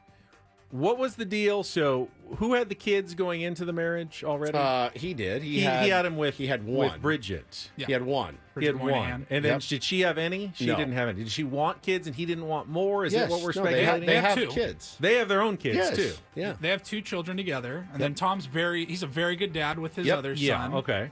And then now she has her own with Joaquim Joaquim. Valente. Yep. And not that anyone So really what do we cares. think TMZ actually did say happened that between she the reached two? out to Tom ahead of time. Yeah, and she told him. She gave him the Now- heads up. Hey, this is probably going to be news. This is the interesting part was that Tom Brady went to his Instagram and posted like us, like what he's just one of us, posted a picture of the sunset with the Dixie Chicks landslide playing in the background. What does that which mean, is, Woods? You're a music person. What, Paulie, give us what's some the meaning? Give us some landslide of the Chicks. It's just the Chicks. The Chicks, now. sorry. Landslide. The cover of of Stevie Fleetwood Nicks. Mac. Fleetwood Mac. Is that a sad song, would you say? It's like one of the more heartbreaking songs I think so you can. So he's sad about this? Yeah, or? I think, it's tough. I'll it's pull tough. it up here as we go to break. Yeah. Poignant, what would you say? In the lyrics, I took my love, I took it down, climbed a mountain, and I turned around, and then I saw my reflection in the snow-covered hills until a landslide brought me down. Mirror in the sky, what is love? Can the child within my heart rise above? Can I sail through the changing ocean tides? Can I handle the seasons of my life? Now, I don't know what part he picked because you only get a certain number, certain amount of 15 seconds. 15 seconds. Yeah. So I think it depends on what he actually picked. Is it possible he just made a post and it just suggested randomly? No. I got it right here. All right, Paulie's got His part of the song was, "Oh, mirror in the sky, what is love? Can the child within my heart rise above? Can I sail through the changing ocean tides?" Yeah. This is emotional. Do you feel like he was hoping to get her back at some point, and this is more closing that door? Is he a heartbroken man, Tom Brady? I think Tom is okay. I think he's going to be fine. So you think he's okay? Yeah, I think it's an emotional thing. So your partner moves on and has a family. If he had posted, say, celebration from Kool and the Gang, would that have a different meaning? It would have a little bit different. Yeah. Just a sunrise. That'd be a bad look. He's he's one of us. It's got to be tough. I think they're still co-parenting, and I don't know them, but from what I read, that they're still co-parent and everything like that. So, but yeah, Tom Brady getting emo on Instagram last night with the chicks was not what I expected. But he's one of us. Thank you, Paulie. Thank you, Paulie. All right, we got Sammy in studio. Now, you're very excited, and I realized. See, I had Sammy in studio for a whole show last week when you were gone. Yeah. But you didn't get to enjoy I did not. Sam I was so the way excited. I did. So I'll let you just enjoy Sam in our next segment. Be happy to. When we come back after traffic here on 97.3 The Fan.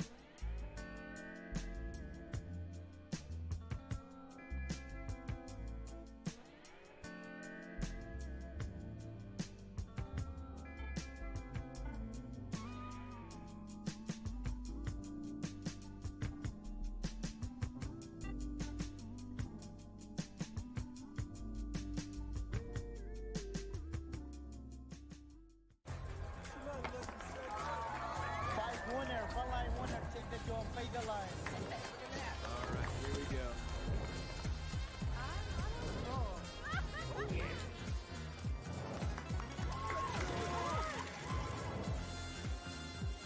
Black 17 on. That is my number. All right, hit me. Hamul Casino. Fun above all else.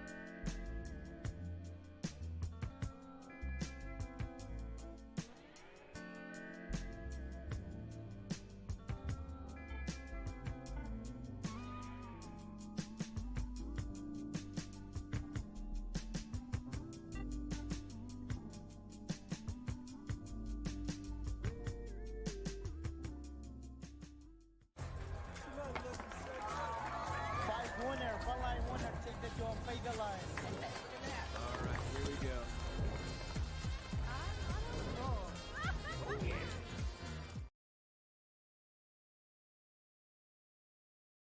This segment of Bennett Woods brought to you by Buffalo Wild Wings. Buffalo Wild Wings is football, and B-Dubs is kicking off football season with 2 limited-time sauces. We're actually about halfway through the football season now. Try their new Buffalo Bacon Sauce for bold notes of smoky bacon, or get the fan-favorite hot barbecue before it's gone. Try them at your local B-Dubs, or order now for takeout and delivery with Buffalo Wild Wings Go. And with that, Woods would like to welcome Sam Levitt into the program. Sammy, thanks for filling in for me last Wednesday when you got it. We went off to Disneyland. What were your impressions of the Ben and Woods? You had to do the 4-hour show, didn't you? I did the 4-hour show. We had a great time. We talked about the Padres. We talked about other stuff. Still a little more raw last Wednesday than even today. You know, time heals all wounds. You do at some point have to turn the page and look ahead. I always look forward to baseball season, no matter how poorly the last one ended. This one was the hardest one, though, since I've been here. It was the toughest one to kind of stomach, and it all changes, though. You get out there to spring training, and you'll be out there first, I'm sure, and you see the guys and see what they've added. And, yeah, I mean, it's I try not to let myself get in the dark like what Adam Klug is going through right now is he's in a dark place a little bit because he was a big Freddie Freeman guy when he was with the Braves, and I stopped him in the hallway and I go, hey, by the way, how do you let a guy like that walk away? Yeah, when you have the money to do it, right? And it's not like Freddie didn't want to come back. He cried. He cried. He wept when he couldn't come back. He was weeping openly about wanting to stay in Atlanta, and they're like, "Sorry, bud, you're on your ass." And Atlanta wins the World Series with him, and then you let him go. And I said to Adam, I go, "Man, that's the interesting thing." And trust me, the San Diego Padres have hired their fair share of mercenaries over the years, the last few years especially. With mixed results. With mixed results. There is something to be said, though, looking at the Dodgers roster and going, that's one of the Braves' generational superstars, along with the Angels and Japan's generational superstar. Along with the Red Sox. Generational superstar, who you got nothing for. Nothing. One of the worst trades in history. Thank God we got Don Orsillo, because, other than that, it is, you look at that and you go, okay, there's nothing illegal about what they're doing. There's nothing fundamentally wrong with what they're doing, but is that what we love the most about sports? I don't know. I'm asking you. Feels pretty damn good to be up 3-0 in a World Series, I bet, if you're a Dodger fan, so you don't really care how you got there. I grew up a Yankee fan. Sammy, you grew up a Met fan. You didn't care. As long as you got there and won the chip, you don't care how you got there, and you put a lot of things aside. But Adam's in the chamber, man, thinking about how you let a guy like Freddie Freeman walk when he was pretty much the heart and soul of that team and wasn't declining. Right. I think what's interesting, too, about the Freeman part of it is if he ends up playing a while longer, and he will presumably with the Dodgers, and I don't mean to put this into the universe, but let's say they do a lot. They're going to do a lot more winning, whether they win World Series. Yeah, they're going to win a lot more games. Could he be a Hall of Famer as Absolutely. a Dodger instead of a Brave? Absolutely. That would be sort of interesting. Look, I think what's interesting about this particular Dodgers team in this year, to me, is that it felt like heading into the postseason, this was the weakest they've been in a while, and now they're probably going to win the World Series. I really didn't see this Dodgers team with how in shambles their pitching was, and especially their starting pitching. I didn't see them winning the World Series this year. And look, I sort of agree with AJ Cassavell's tweet yesterday that, look, I think when you look at the rest of the field, it's sort of a weird feeling knowing that the Padres probably were the best team the Dodgers faced along the way here, and it will leave you wondering. And I heard, part of the first hour talking about how much you'll think about that and how much that might burn over time, how much it might sting over time.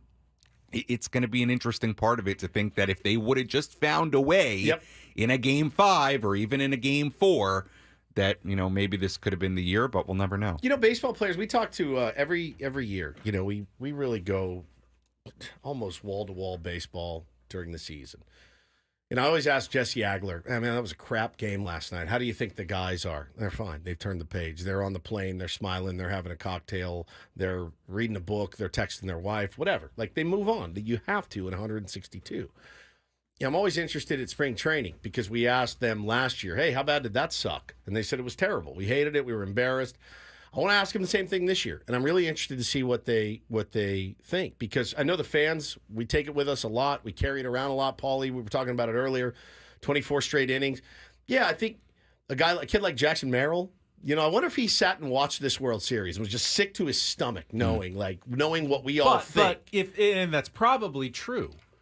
But there's no indication that the Padres didn't win the World Series because they didn't try hard enough or care hard enough or put enough work into it. Jackson Merrill certainly did.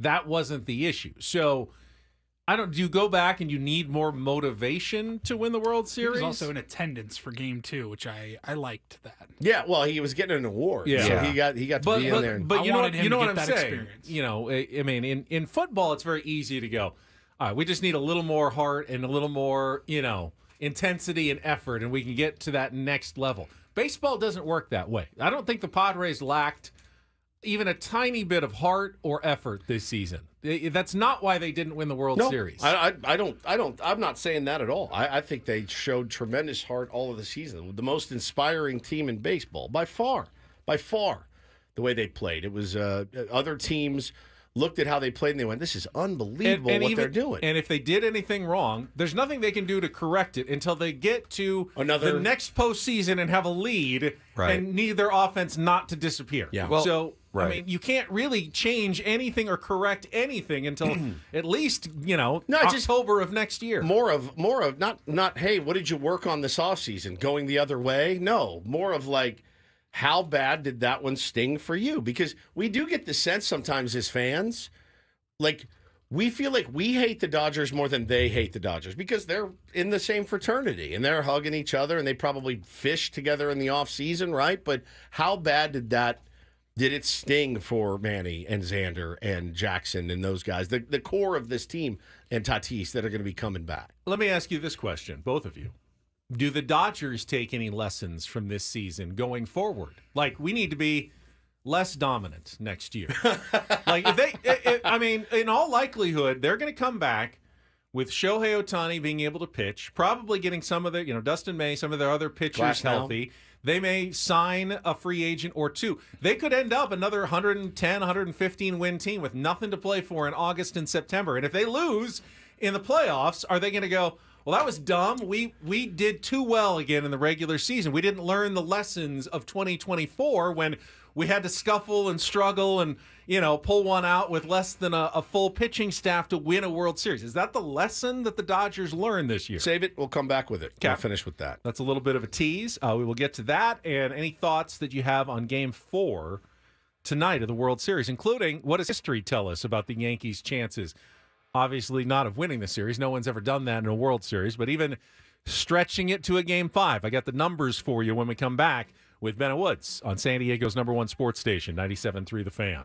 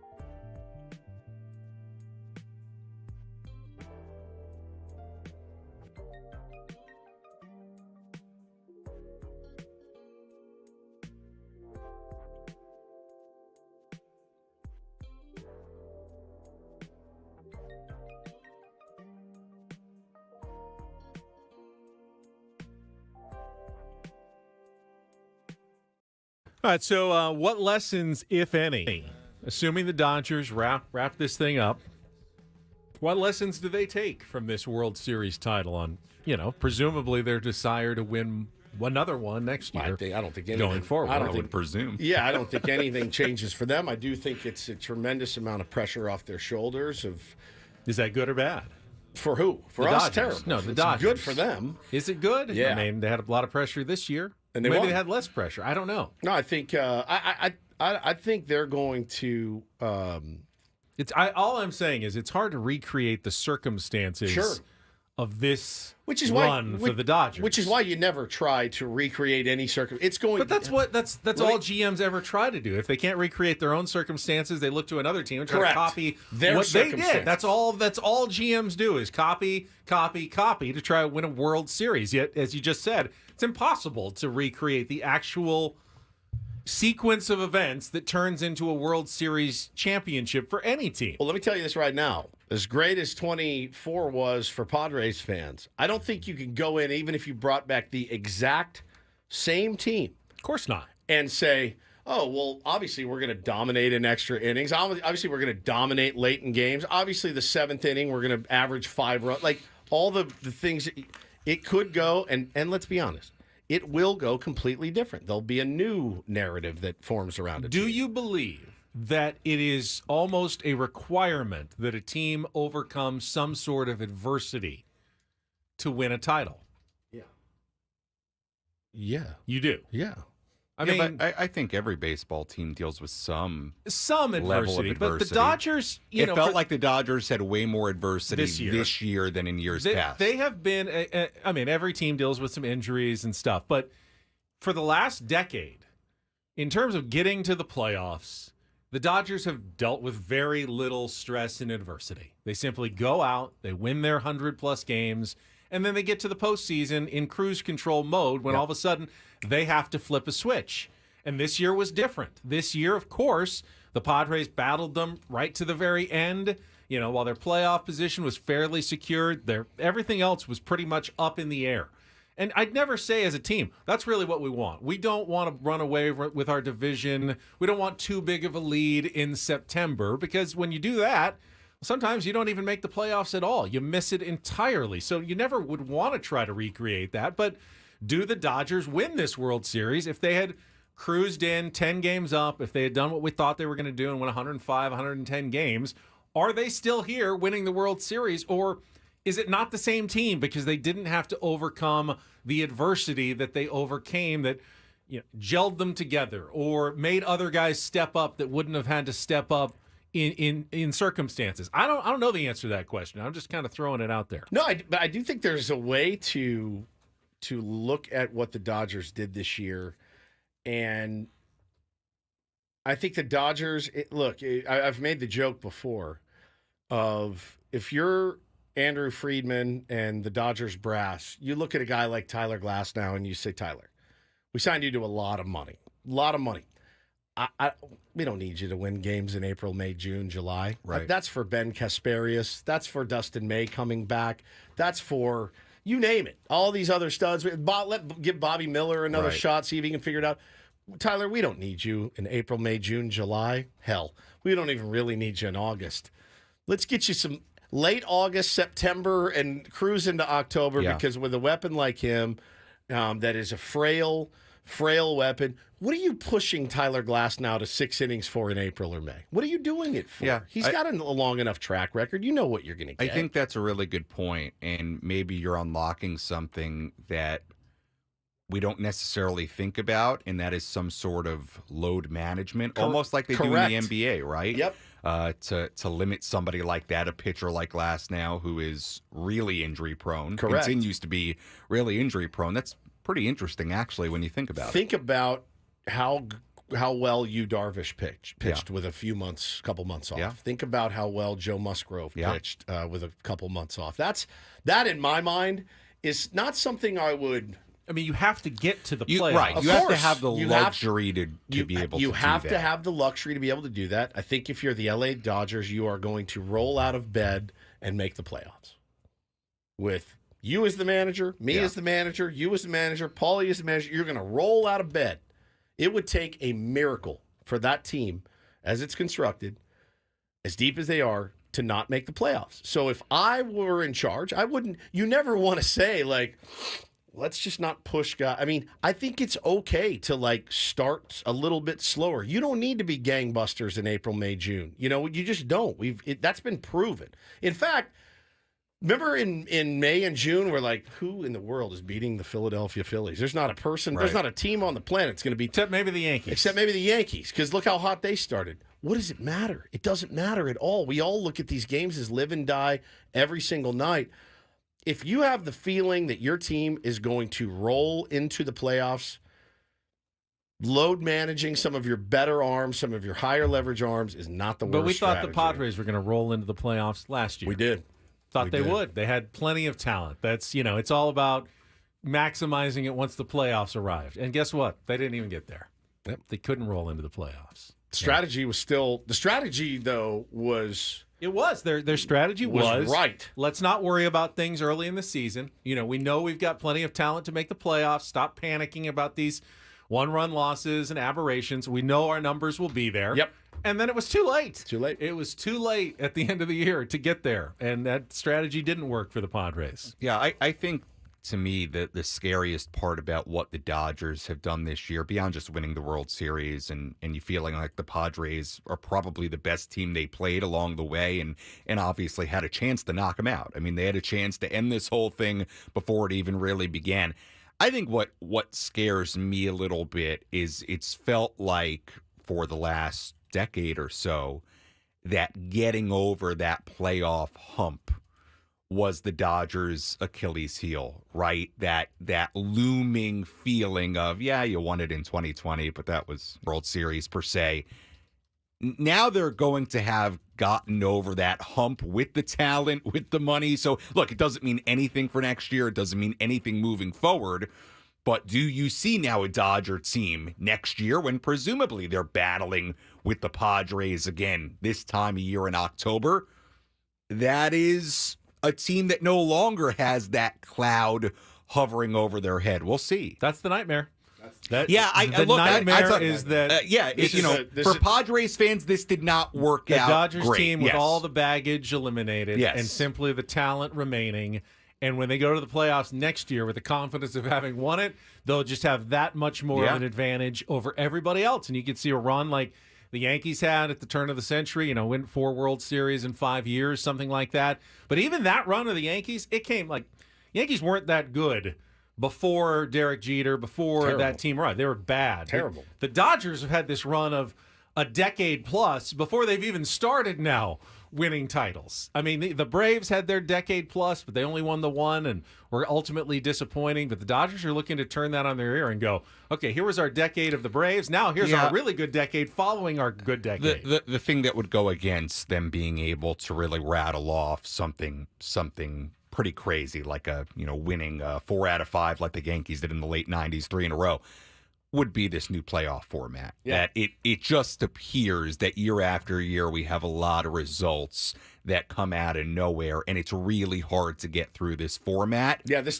second straight time. And maybe this tournament's a little bit different than that one, certainly. But if this thing has done, anything like.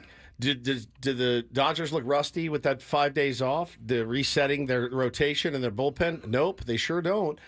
Did they look? Both 1 seeds made it. Like let's. We don't need to change the format right now because it's small sample size both ways. Yeah, you don't hear anything about that. Not a this word. year. No rest versus rust right now. And again, no rest is better. No one's won back-to-back in a quarter of a century. Whatever the reason for that is. I think Sammy touches on it with the playoff format, which has kind of expanded this century and made it harder to get through the postseason. I do think there's when you just play deep into October, the coming back of the next year, adding a bunch of innings to your starters and everything in your bullpen makes them you a little more vulnerable. There's a number of reasons why in baseball in particular, it's harder to repeat. It's not impossible. That's for sure. I mean, I do think it's going to be interesting because what you can't do if you're AJ Preller and Eric Grupner and Eric Katsenda and whoever else is calling the shots is you can't be reactionary. And when you're reactionary to what teams like the Dodgers do, that's when you get yourself in trouble. Right. You know, the Yankees did that for a long time. They would get really reactionary To the Red Sox. To the Red Sox, and you're like, oh God, why would you bring that? Why would you bring Jacoby Ellsbury Right. here? You don't need Jacoby Ellsbury. He's not a good player. Let them sign it. Why would you bring Johnny Damon over? You know what I mean? Like, this doesn't make any sense. And what you can't do is you can't get super reactionary. And I know that's the nature of life. It's like, you know, your buddy gets a new car, you want a new car, right? Like, Yeah, I think maybe the silver lining of this postseason is knowing that the Padres had the right formula. Yeah, if you're that's- looking at the Dodgers team, what do the Padres have that the Dodgers have?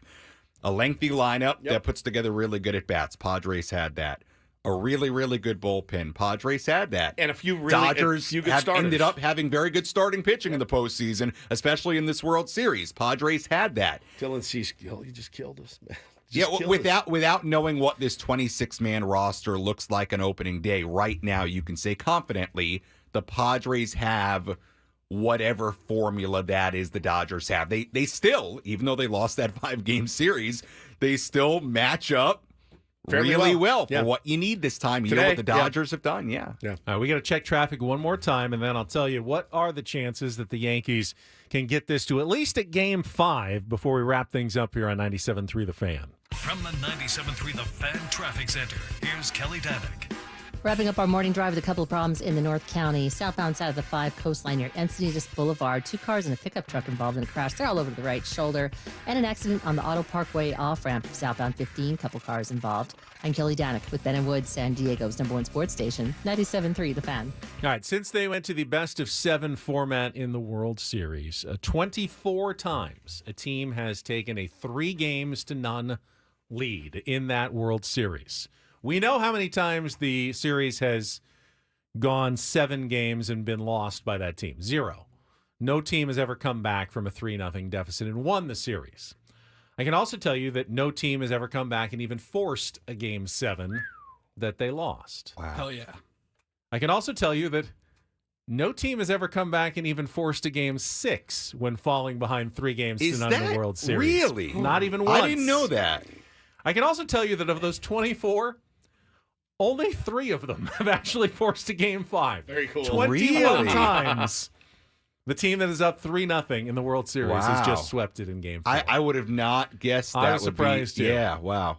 So you have You guys were definitely talking earlier about the Dodgers and like when do they feel any pressure? Right now, the pressure's completely off. They don't feel any pressure until it somehow gets sent back to Game 6. If it goes back 6. to LA, yeah. That's the first Yeah. time they start. That's the feeling first it. time. Yeah, and I'll say this. You'll think I'm maybe crazy, but we've actually seen him do it. If I believe it is going to be Brent Honeywell on the bump to start, is what every ball the Dodger fans I that know. reactionary move the Dodgers made when they needed the Padres, Brent Honeywell. Yes, they had to Yeah. get him. If Honeywell gives up a couple today, even if it's 2 or 3, right? And the Yankees are heels able to get through, and it's a 3-0 Yankees lead in the 4th. Dave Roberts will have zero problem punting this game. Zero. They did that. They did that in the NLCS. They sure did. And they basically punted Game 2 and punted Game 5. And I have expect Casparius. I agree. Expect all of those guys to come in and throw an inning here. That's the formula. That's the formula. I think the reason why there's so many sweeps after 3-0 is teams realize when you're down 3-0, you're overmatched. But I don't think the Yankees necessarily will go into going. They're still the Yankees. We have Honeywell. We have Aaron Judge. We have Juan Soto. Let's we get can't it done. possibly be so overmatched. Get some runs against Brent Honeywell. Dodgers will do their punt. Then you got Garrett Cole going in Game 5, who's nasty. There's always a pass. Gets you always to a Game pass. 6, Yeah. and Till there's then not. you get to Game 6, and all of a sudden, again, I think the pressure changes immensely in that game. You guys are cute. I know. It is. But it's really sweet. if you let a team up for air, you never know. Dave Roberts should know that very well. He lived it. He did not want to talk about it last night. Somebody asked him the question. He goes, I don't want to talk about it. Yeah. I mean, he just doesn't want to. He was on the good side of it and still doesn't want to talk about it. I picked the Yankees in 7. I really thought this would I be did too. a great back and forth series, but I think this ends tonight. I do too. Yeah. like to go back until 2023. AJ Preller. Would you be surprised to learn that Brent Honeywell will be the starter for the deciding game of the World Series next year? You should text him that, see what he says. You know what? I will say, I like Brent. I do too. Great guy. He was a good guy. Yeah. All right. We will continue this discussion tomorrow. Annie and Elston will continue it coming up next. Thank you, Sammy, for the surprise visit in studio. That was a treat. Thanks to AJ Cassavell, who joined us earlier. For Paul Reindl and Stephen Woods, I'm Ben Higgins. Have a great rest of your Tuesday from all of us here at San Diego's #1 sports station, 97.3 The Fan. So long, everyone.